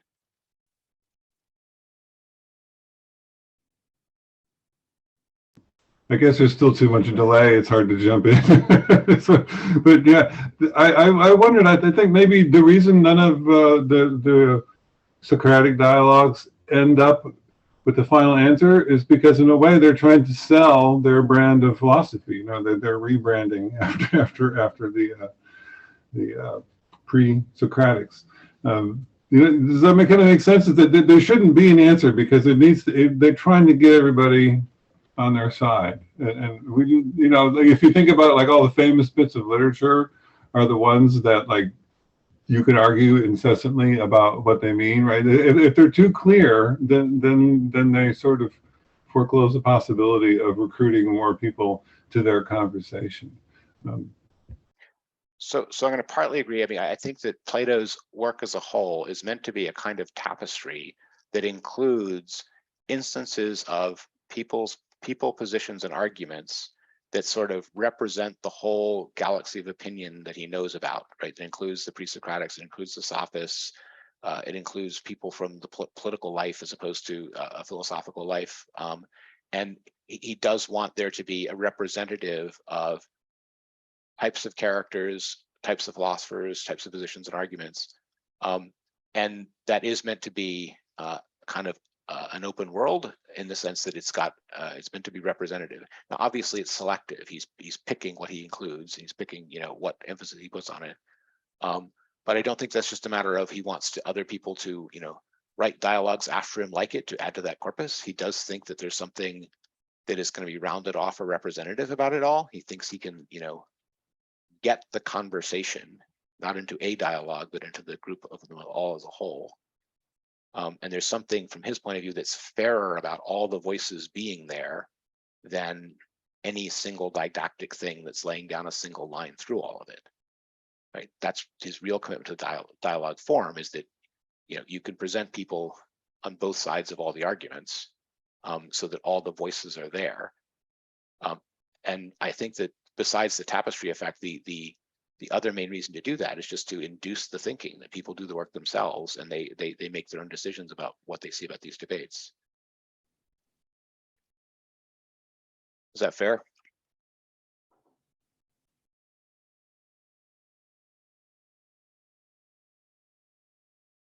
We might have the delay problem of Jeff if he wants another comment. Yeah, I think you're basically agreeing with me. Yeah, there's no reason why that tapestry can't be tilting towards one way or the other. But I just say, but they always seem to refrain from giving a definitive victory to one side or the other, because then the losers are never going to want to play their role. And I believe these dialogues are probably performed among maybe not the general populace, but obviously people who could read. I think they were intended to be performed, I think. Well, the beginning of ours features two guys sitting there having someone read them to them, like the audiobook of the day. There may still be some tilt in all of it. I mean, there is still a recognizable Platonism that someone like Aristotle can disagree with. I did know, by the way, in passing, that Pete said that all philosophy is different reactions to Aristotle, and it made me wonder about the ones before him. But were they also reactions to Aristotle? I thought it was reaction to Plato and Aristotle, not just Aristotle. Well, yes, I think that Pete was exaggerating for clarity.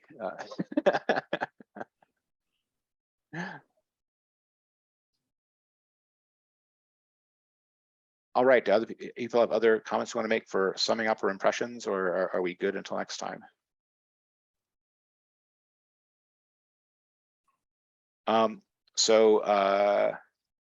Chuck, did you and Joe want to use the line for a little bit, or is that still on? I'm fine with getting off at this point in time. Okay. Because I've still got to pack. So. I got you. Okay.